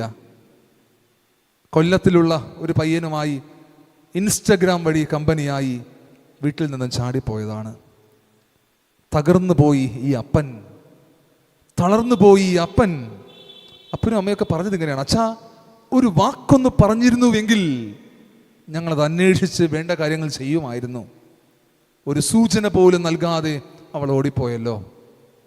പല കുടുംബങ്ങളിലും സമാധാനം നൽകുവാൻ വിളിക്കപ്പെട്ട മക്കൾ സമാധാനം നഷ്ടപ്പെടുത്തുന്നവരായി മാറുന്നുണ്ട്. പ്രിയപ്പെട്ട സഹോദരന്മാരെ, സമാധാനം നൽകുവാൻ വിളിക്കപ്പെട്ടവരാണ് നാം. ഔഷധമായി തീരുവാൻ വിളിക്കപ്പെട്ടവരാണ് നാം. നമ്മുടെ സാഹചര്യം എന്തു തന്നെയായാലും മാതാപിതാക്കളുടെ ഹൃദയത്തെ കുത്തി മുറിവേൽപ്പിക്കരുതേ. വീട്ടിൻ്റെ ഉള്ളിലെ സമാധാനത്തെ തകർത്ത് കളയരുതേ. നമ്മളൊക്കെ വീട്ടിൽ ചെന്ന് കയറുമ്പോൾ വല്ലാത്തൊരു സന്തോഷത്തിൻ്റെയും സമാധാനത്തിൻ്റെയും അനുഭവം ഇന്നുണ്ട്. തകർത്ത് കളയരുതേ. സമാധാനത്തിൻ്റെ വക്താക്കളായി മാറുവാൻ കഴിയണം. ഔഷധമായിരിക്കുവാൻ നമുക്ക് കഴിയണം. നല്ല ഒലിവ് തൈകളായി തീരുവാനായിട്ട് നമുക്ക് കഴിയണം. പല വീടുകളിലും ഇന്ന് മാതാപിതാക്കളെ ഉപദ്രവിക്കുന്ന, ശാരീരികമായി ഉപദ്രവിക്കുന്ന മക്കളുണ്ട്. പരിചയമുള്ളൊരു കുടുംബമുണ്ട്. അപ്പൻ സൂയിസൈഡ് ചെയ്തു. സൂയിസൈഡ് ചെയ്യുവാനായിട്ടുള്ള കാരണം അപ്പൻ മദ്യപാനിയാണ്. നിവൃത്തി കേട്ടുകൊണ്ട് ഒരു ദിവസം യുവാവായ മകൻ അപ്പനെ ഒന്ന് തല്ലി. ആ തല്ല് കിട്ടി ആ സങ്കടത്തിൽ അപ്പൻ ആത്മഹത്യ ചെയ്തതാണ്. ശാരീരികമായി അപ്പനെയും അമ്മയും കയ്യേറ്റം ചെയ്യുന്ന മക്കളുണ്ട്. സമാധാനത്തിൻ്റെ വക്താക്കളാകുവാൻ വിളിക്കപ്പെട്ടവരാണ് നാം എന്ന് മനസ്സിലാക്കുക. മറ്റൊന്ന്, മക്കൾ ശ്രദ്ധിക്കേണ്ടുന്ന ഒരു കാര്യം സുബോധമുള്ളവരാവുക. ലൂക്കോസിന്റെ സുവിശേഷം 15-ാം അധ്യായം 11 തുടങ്ങിയ വാക്യങ്ങളിൽ ഒരപ്പൻ്റെ 2 മക്കളെ കാണുവാൻ കഴിയും. അതിൻ്റെ 17-ാമത്തെ വാക്യത്തിൽ സുബോധം, അപ്പോൾ അവന് സുബോധം വന്നു എന്ന് രേഖപ്പെടുത്തിയിരിക്കുന്നു. 11 തുടങ്ങി 17 വരെയുള്ള വാക്യങ്ങളിൽ സുബോധമില്ലാതെ അവൻ ചെയ്തു കൂട്ടിയ ചില കാര്യങ്ങളെ കാണുവാൻ കഴിയും. അപ്പനോട് നിർബന്ധം പറഞ്ഞ് ഓഹരി വാങ്ങി, വീട് വിട്ട് പുറത്തേക്ക് പോയി, ദുർനടപ്പുകാരനായി ജീവിച്ചു, ലഭ്യമായ നന്മകൾ നഷ്ടപ്പെടുത്തി, ഒടുവിൽ പന്നിയുടെ കുഴിയിലേക്ക് ചെന്നുപെടുന്നത് കാണുവാൻ കഴിയുന്നുണ്ട്. നമുക്കൊക്കെ സുബോധമുണ്ടാകണം, വിവേകമുണ്ടാകണം. മനുഷ്യൻ എന്നാൽ മനനം ചെയ്യുവാൻ കഴിവുള്ളവൻ എന്നാണ് അർത്ഥം, ചിന്താശേഷിയുള്ളവൻ എന്നാണ് അർത്ഥം. ഒത്തിരി വിദ്യാഭ്യാസമൊക്കെ നാം നേടിയിരിക്കുമ്പോൾ ചിന്തിച്ച് കാര്യങ്ങൾ ചെയ്യുവാൻ, എന്ത് സാഹചര്യം ഉണ്ടായാലും ഇതെനിക്ക് നല്ലതാണോ, ഇതെൻ്റെ ഭാവിക്ക് നല്ലതാണോ, ഇതെനിക്ക് ദോഷമാണോ എന്ന് ചിന്തിച്ച് സുബോധത്തോടെ ചെയ്യുവാൻ കഴിയണം. സുബോധം നഷ്ടമായാൽ അപ്പനോട് കലഹിക്കേണ്ടി വരും, അമ്മയോട് കലഹിക്കും, വീട് വിട്ട് പുറത്തേക്ക് പോകും, വീട്ടിലിരിക്കുന്നതിനേക്കാൾ പുറത്തിരിക്കുവാൻ സന്തോഷം കണ്ടെത്തും, ജീവിതത്തിൽ ലഭ്യമായ നന്മകൾ നഷ്ടപ്പെടുത്തും, ഒടുവിൽ ചെന്നുപെടുവാൻ പാടില്ലാത്ത ഇടത്ത് ചെന്നുപെടും. യഹൂദന്മാരെ സംബന്ധിച്ച് അവർക്ക് ഏറെ വെറുക്കപ്പെട്ട ഒരു മൃഗമാണ് പന്നി. അൺക്ലീൻ അനിമൽ എന്നാണ് പറയുന്നത്. ശുദ്ധിയില്ലാത്ത മൃഗം. പക്ഷേ അതിനോടൊപ്പം പാർക്കേണ്ടുന്ന, അതിനോടൊപ്പം ഒരുമിച്ച് ഭക്ഷിക്കേണ്ടുന്ന അനുഭവം ഉണ്ടാകും സുബോധം നഷ്ടപ്പെട്ടാൽ. പിന്നീട് അവന് സുബോധം വന്നു. അപ്പനെക്കുറിച്ച് ഓർത്തു, അമ്മയെക്കുറിച്ച് ഓർത്തു, വീട്ടിലെ നന്മയെക്കുറിച്ച് ഓർത്തു, സ്വയം പശ്ചാത്തപിച്ചു, അപ്പൻ്റെ അടുക്കിലേക്ക് മടങ്ങിപ്പോയി. സുബോധമുള്ളവരായി ജീവിപ്പാൻ നമുക്ക് കഴിയണം. അപ്പനെയും അമ്മയും വിട്ട് അകന്നു പോകുന്നവരായിട്ടല്ല, വീട് വിട്ട് അകന്നു പോകുന്നവരായിട്ടല്ല, നഷ്ടപ്പെട്ടു പോകുന്നവരായിട്ടല്ല, അപ്പനെ അമ്മയും ഓർത്ത് ജീവിക്കുന്നവരായി ജീവിപ്പാൻ കഴിയണം. അപ്പൻ്റെ വലതു ഭാഗത്തിരുന്ന് നല്ല അങ്കിയൊക്കെ ധരിച്ച് അപ്പൻ കഴിക്കുന്ന രാജകീയ ഭോജനം കഴിക്കുവാൻ വിളിക്കപ്പെട്ടവനാണ് നീ. പന്നി കിടക്കുന്ന ഇടത്ത് കിടക്കുവാൻ വിളിക്കപ്പെട്ടവനല്ല. അതുകൊണ്ട് തന്നെ സുബോധത്തോടുകൂടെ ജീവിപ്പാനായിട്ട് നമുക്ക് കഴിയണമേ. മക്കളെ സംബന്ധിച്ച് ഇത്രയും കാര്യങ്ങൾ മതിയോ? മതി എന്നാണ് തലയാട്ടിയത്. മതി അച്ചാന്ന്. ഇനി മക്കളുമായിട്ടുള്ള ബന്ധത്തിൽ മാതാപിതാക്കൾ ശ്രദ്ധിക്കേണ്ടുന്ന ചില കാര്യങ്ങളുണ്ട്. ഇതുകൂടെ പറഞ്ഞ് അവസാനിപ്പിക്കാം. കുഴപ്പമില്ലല്ലോ? കുഴപ്പമില്ല. Okay, thank you. മക്കളുമായിട്ടുള്ള ബന്ധത്തിൽ മാതാപിതാക്കൾ ശ്രദ്ധിക്കേണ്ടുന്ന കാര്യങ്ങൾ എങ്കിലേ ബാലൻസ് ആവൂ. ഇത്രയും സമയം പിള്ളേർക്ക് കിട്ടിയതാ. ഇനി മാതാപിതാക്കളോട് കൊച്ചു കൊച്ചു കാര്യങ്ങൾ പറഞ്ഞാൽ അത് ബാലൻസ് ആകത്തുള്ളൂ. മക്കളുമായിട്ടുള്ള ബന്ധത്തിൽ അപ്പനും അമ്മയൊക്കെ ശ്രദ്ധിക്കേണ്ടുന്ന പ്രധാനപ്പെട്ട കാര്യം അവരുമായി സമയം ചെലവിടുക എന്നതാണ്. മക്കളുമായി സമയം ചെലവിടുക. ജോലി ജോലി ജോലി എന്ന് പറഞ്ഞ് പരക്കം പായാതെ മക്കളുമായി സമയം ചെലവിടുവാൻ കഴിയണം. നമ്മുടെ കുഞ്ഞുങ്ങളുടെ ഏറ്റവും അടുത്ത സുഹൃത്തുക്കളായിരിക്കുവാൻ, ബെസ്റ്റ് ഫ്രണ്ട്സ് ആയിരിക്കാനായിട്ട് അപ്പനും അമ്മയ്ക്കും കഴിയണം. പിള്ളേരുമായിട്ടൊക്കെ സമയം ചെലവിടുവാൻ കഴിയണം.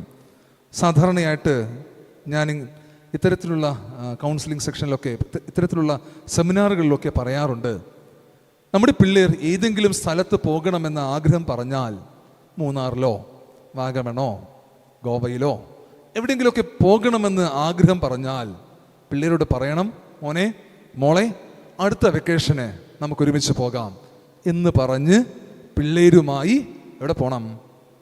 വല്ലപ്പോഴൊക്കെ ഔട്ടിങ്ങിനായിട്ട് പോകണം.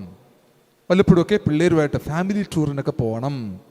ഇല്ല എങ്കിൽ നമ്മുടെ പിള്ളേരൊക്കെ എവിടെ പോകും? ഗോവയിൽ പോകണമെന്ന് താല്പര്യം പ്രകടിപ്പിക്കുന്ന മകൻ തീർച്ചയായിട്ടും ഗോവയിലോട്ട് പോകും. അപ്പനും അമ്മയും കൊണ്ടുപോയാൽ അപ്പൻ്റെയോടും അമ്മയോടൊപ്പം പോകും. ഇല്ല എങ്കിൽ അവൻ്റെ വേണ്ടപ്പെട്ട കൂട്ടുകാരോടൊപ്പം പോകും. വയനാടുള്ള കൂട്ടുകാരൻ്റെ സഹോദരിയുടെ കല്യാണമാണ്. അമ്മ, പപ്പ, ഞാൻ 2 ദിവസം 3 ദിവസം വയനാട് പോയി കൂട്ടുകാരൻ്റെ വീട്ടിൽ നിന്നിട്ട് വരാം എന്ന് പറഞ്ഞ് എവിടെ പോകും? ഗോവയ്ക്ക് പോകും, മൂന്നാറിന് പോകും. അതുകൊണ്ട് നമ്മുടെ പിള്ളേർ എന്തെങ്കിലുമൊക്കെ ആഗ്രഹം പ്രകടിപ്പിച്ചാൽ അവരെ കൊണ്ടുപോവുക. ഒത്തിരി സ്ഥലം കണ്ടു, തൊട്ടടുത്തുള്ള പൊന്മുടി കണ്ടിട്ടില്ല എന്ന് മകൾ പറഞ്ഞാൽ, മോളെ നമുക്ക് പരിഹരിക്കാം എന്ന് പറഞ്ഞ് പറ്റുന്നൊരു സാഹചര്യത്തിൽ പൊന്മുടിയിലോട്ട് കൊണ്ടുപോകണം. ഇല്ലായെങ്കിൽ നമ്മൾ ജോലിക്കായിട്ട് ഇങ്ങനെ പോകും, മകളിങ്ങനെ പോകുന്ന സാഹചര്യം ഉണ്ടാകും. മക്കളുമായി സമയം ചിലവിടുക. കുഞ്ഞുങ്ങൾക്ക് ഈ കാലഘട്ടത്തിൽ എന്തെങ്കിലുമൊക്കെ ആഹാരം കഴിക്കണമെന്ന് തോന്നിയാൽ, കുഴിമന്തിയൊക്കെ ഇപ്പോൾ കോമൺ ആണ്, എന്തെങ്കിലും ഒരു ആഹാരം, ഒരു സ്പെഷ്യൽ ആഹാരം, കുനാഫ കഴിക്കണമെന്ന് തോന്നിയാൽ, എന്തെങ്കിലുമൊക്കെ കഴിക്കണമെന്ന് തോന്നിയാൽ, മോനെ മോളെ പരിഹരിക്കാം എന്ന് പറയുകയും ലഭ്യമാകുന്നൊരവസരത്തിൽ കുഞ്ഞുങ്ങളെ കൊണ്ടുപോയി വാങ്ങിക്കൊടുക്കുകയും ചെയ്യണം. അവരോടൊപ്പം ഒരുമിച്ചിരുന്ന് ഭക്ഷിക്കണം.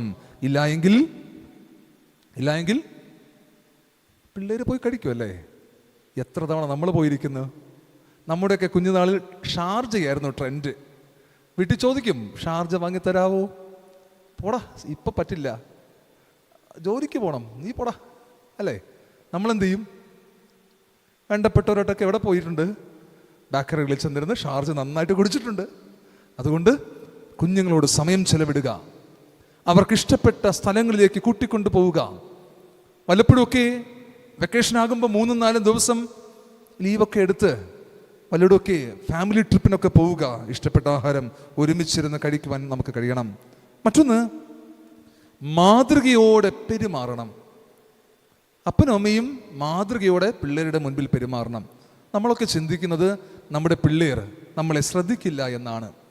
എൻ്റെ കുഞ്ഞ് 2.5 വയസ്സായപ്പോഴേ അവൻ വീട്ടിൽ ചെയ്യുന്ന പ്രധാനപ്പെട്ട കലാപരിപാടി അവൻ്റെ അമ്മയുടെ വൈറ്റ് കോട്ട് എടുത്ത് ഇട്ടിട്ട് ഞാൻ പള്ളിയിൽ അപ്പം വാഴ്ത്തുന്നത് പോലെ 2 പാത്രം എടുത്ത് മുന്നിൽ വെച്ച് അപ്പം വാഴ്ത്തുക, വീഞ്ഞ് വാഴ്ത്തുക, തിരുവത്താഴ നടത്തുകയാണ് വീട്ടിൽ ചെയ്യുക.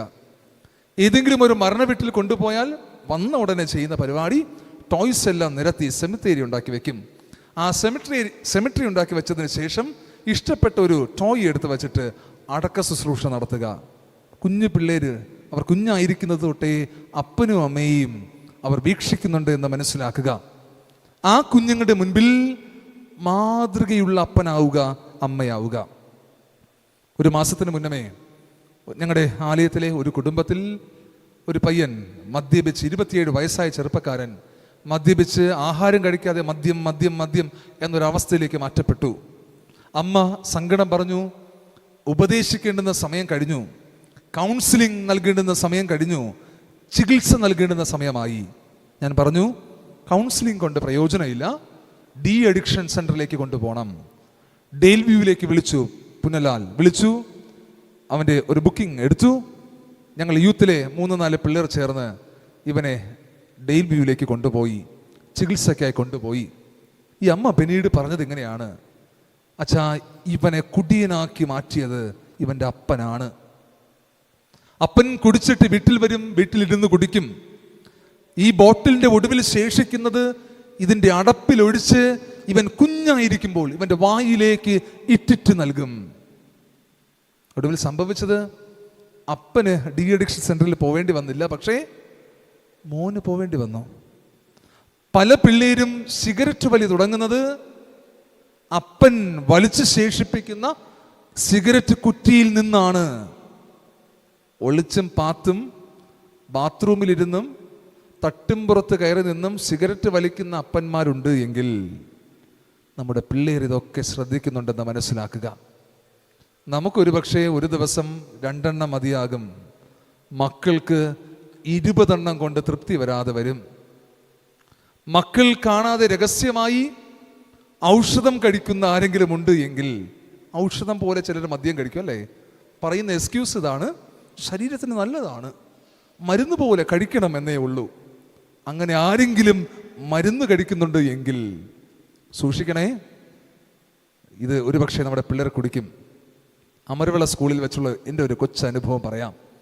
എൻ്റെ അധ്യാപകർ ഇവിടെ ഉണ്ട്. അനീഷ് ശേഖർ എന്ന് പറയുന്ന ഒരു കൂട്ടുകാരൻ അന്നുണ്ടായിരുന്നു. പൊക്കം കുറഞ്ഞ ഒരു ചെറുപ്പക്കാരൻ, ഞങ്ങളുടെ നാട്ടിലെ പയ്യനാണ്. ഓണാഘോഷത്തിന് ഭയങ്കരവണ്ണം മദ്യപിച്ചു. സ്കൂളിൽ നമ്മൾ പറയല്ലോ ഓഫായി. അമ്മ വന്ന് കൊണ്ടുപോയി. പിന്നീട് ഇവനോട് ചോദിച്ചപ്പോൾ ഇവൻ പറഞ്ഞത് ഇങ്ങനെയാണ്: അപ്പൻ വിദേശത്താണ്.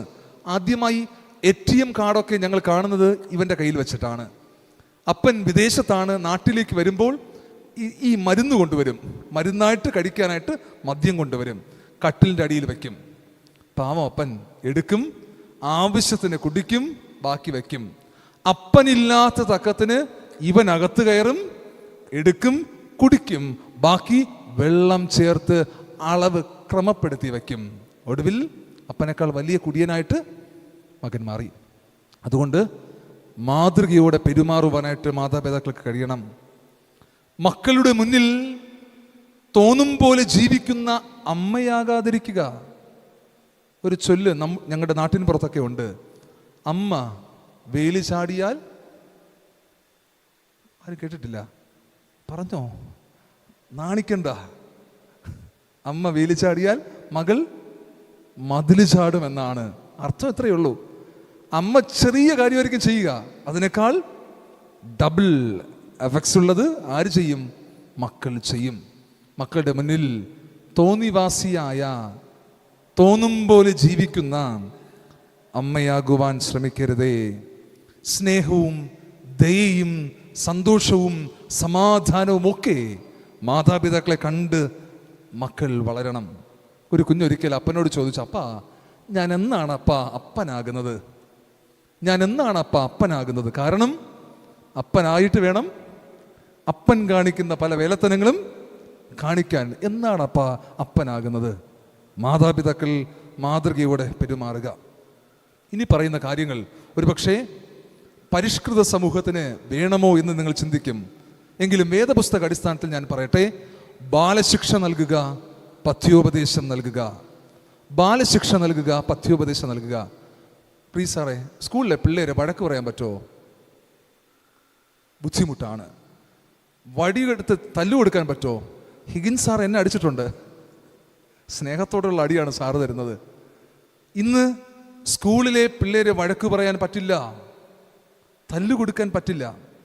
ഒരു LP സ്കൂളിലെ അധ്യാപിക, പാറശാലയുടെ അടുത്തുള്ള ഒരു സ്കൂളിലെ അധ്യാപിക പറഞ്ഞു: അച്ഛാ, എൻ്റെ ക്ലാസ്സിലെ കുഞ്ഞുങ്ങളോട് ഞാൻ സംസാരിച്ചു. അതിനുശേഷം ഞാൻ സ്നേഹത്തോടെ ഒരു കുഞ്ഞിൻ്റെ കവിളിൽ തലോടി.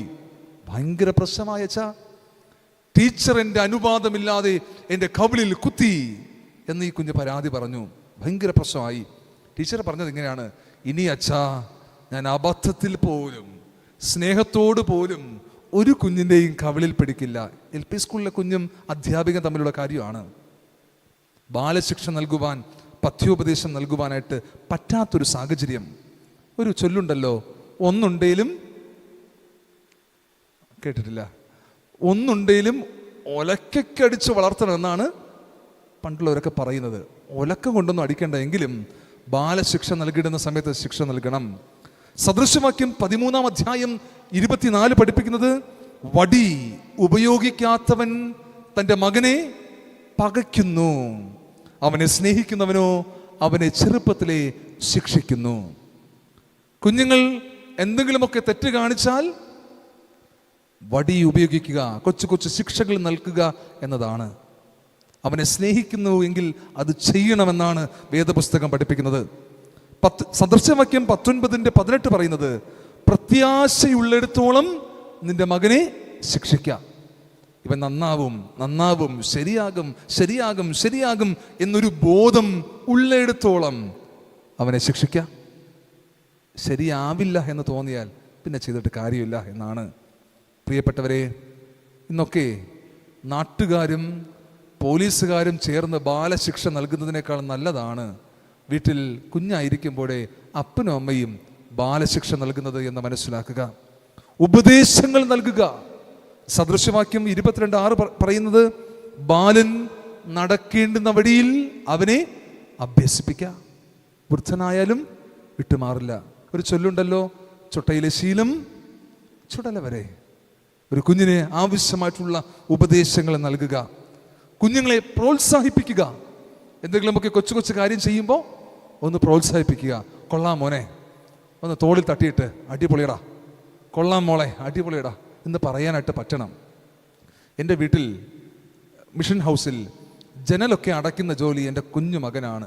4 വയസ്സേ ഇപ്പോൾ ഉള്ളൂ. അവനാണ് ജോലി ചെയ്യുന്ന പരിപാടി. എന്നും രാത്രിയാകുമ്പോൾ ചെന്ന് ഓരോ ജനലായിട്ട് ക്ലോസ് ചെയ്യണം. ഓരോ ജനലും ക്ലോസ് ചെയ്യുമ്പോൾ ഞാൻ കൈയടിക്കും. ഇപ്പോഴല്ല, കുറച്ചുകൂടെ മുന്നമേ കൈയടിച്ചിട്ട് പറയും, സൂപ്പർ മസിൽ മാൻ, സൂപ്പർ എന്ന് പറയും. ഇത് കേൾക്കേണ്ട താമസം മൊത്തവും ജനൽ അടച്ചിട്ട് ചോദിക്കും, ഇനി വല്ലതും അടയ്ക്കാനുണ്ടോ? എന്നാൽ ഇത് ഞാൻ കാണാതെ മിണ്ടാതെ നിന്നാൽ ഒരു ദിവസം അടയ്ക്കും, 2-ാം ദിവസം പറയും, ഇനി വേണമെങ്കിൽ അപ്പച്ചൻ അടച്ചോ എന്ന് പറയും. അല്ലേ? കുഞ്ഞുങ്ങൾ ചെയ്യുന്ന കാര്യങ്ങൾക്ക് പ്രോത്സാഹനം നൽകുക. ബെഞ്ചമിൻ വെസ്റ്റ് എന്ന് പറയുന്ന ഒരു പെയിൻറ്റർ ഉണ്ടായിരുന്നു. അദ്ദേഹം കുഞ്ഞായിരുന്നപ്പോൾ തന്നെ അപ്പൻ നഷ്ടപ്പെട്ടു. അമ്മയാണ് ഈ ബെഞ്ചമിൻ വെസ്റ്റിനെയും കൈക്കുഞ്ഞായ ബെഞ്ചമിൻ വെസ്റ്റിൻ്റെ സഹോദരിയെയും വളർത്തിയത്.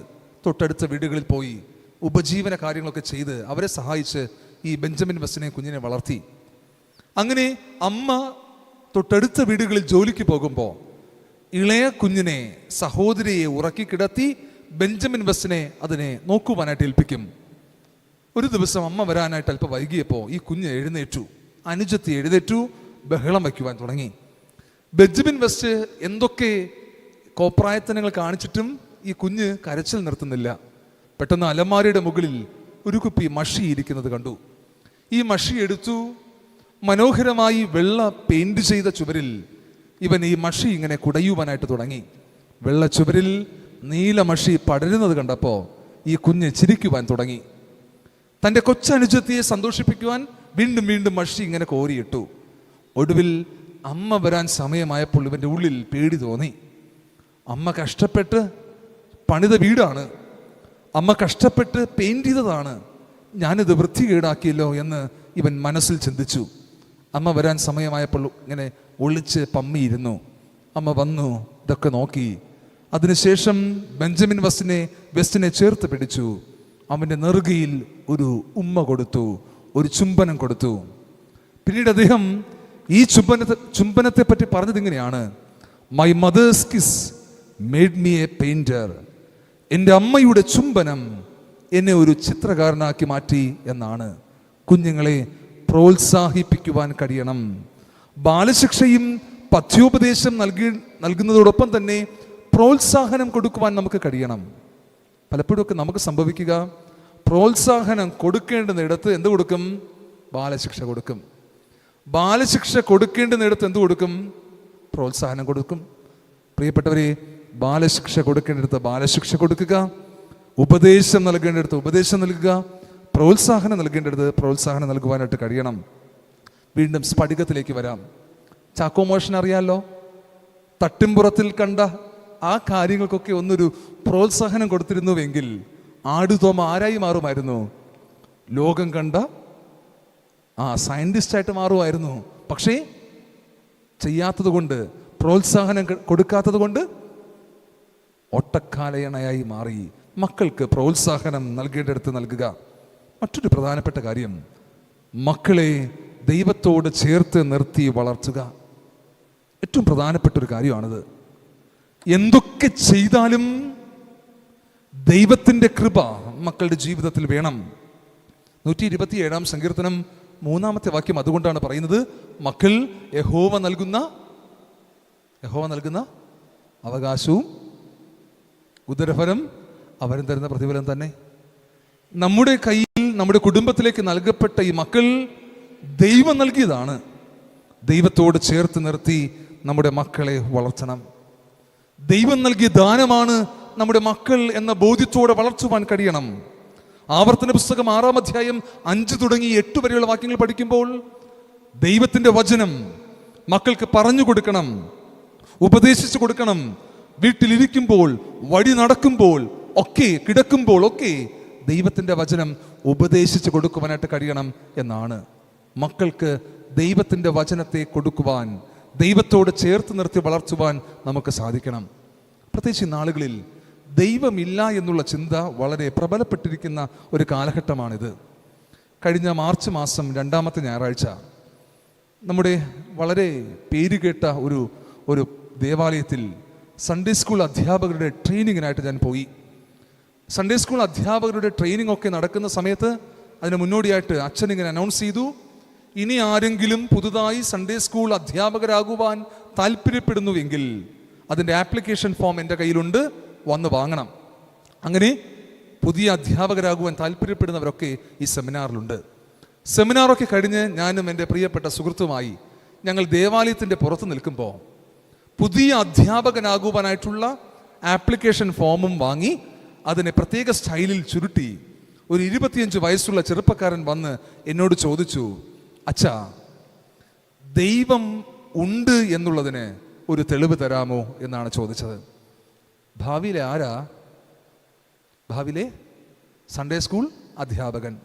സൺഡേ സ്കൂൾ അധ്യാപകനാകുവാൻ ആപ്ലിക്കേഷൻ ഫോം വാങ്ങി അതിനെ ചുരുട്ടി പിടിച്ചിട്ട് വന്ന് ചോദിക്കുകയാണ്, ദൈവം ഉണ്ട് എന്നുള്ളതിനൊരു തെളിവ് തരാമോ?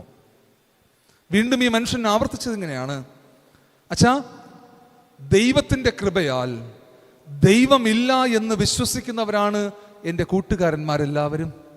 ദൈവകൃപയാൽ ദൈവമില്ല എന്ന് വിശ്വസിക്കുന്നവരാണ് എൻ്റെ കൂട്ടുകാരന്മാർ. അച്ഛാ, ഒരു തെളിവ് തരാമോ? ദൈവമില്ല എന്നുള്ളൊരു ബോധ്യത്തിലാണ് നീയെങ്കിൽ നിനക്കായിരിക്കുവാനായിട്ടുള്ള ഇടങ്ങളുണ്ട്, അല്ലേ? ദേവാലയത്തിൻ്റെ ഉള്ളിൽ പ്രത്യേകിച്ച് കുഞ്ഞുങ്ങളെ ദൈവവചനം പഠിപ്പിക്കുന്നതിൻ്റെ ഉള്ളിൽ ഒരു നിരീശ്വരവാദിയായ സൺഡേ സ്കൂൾ അധ്യാപകനായി മാറുവാൻ ഒക്കെ ആൾക്കാരുള്ള ഒരു കാലഘട്ടമാണിത്. ഇവനൊക്കെ സൺഡേ സ്കൂൾ അധ്യാപകരായാൽ പിള്ളേരുടെ അവസ്ഥ ഒന്ന് ആലോചിച്ച് നോക്കേ. പിന്നീട് ഇവൻ ഭാവിയിൽ ആരായി മാറും?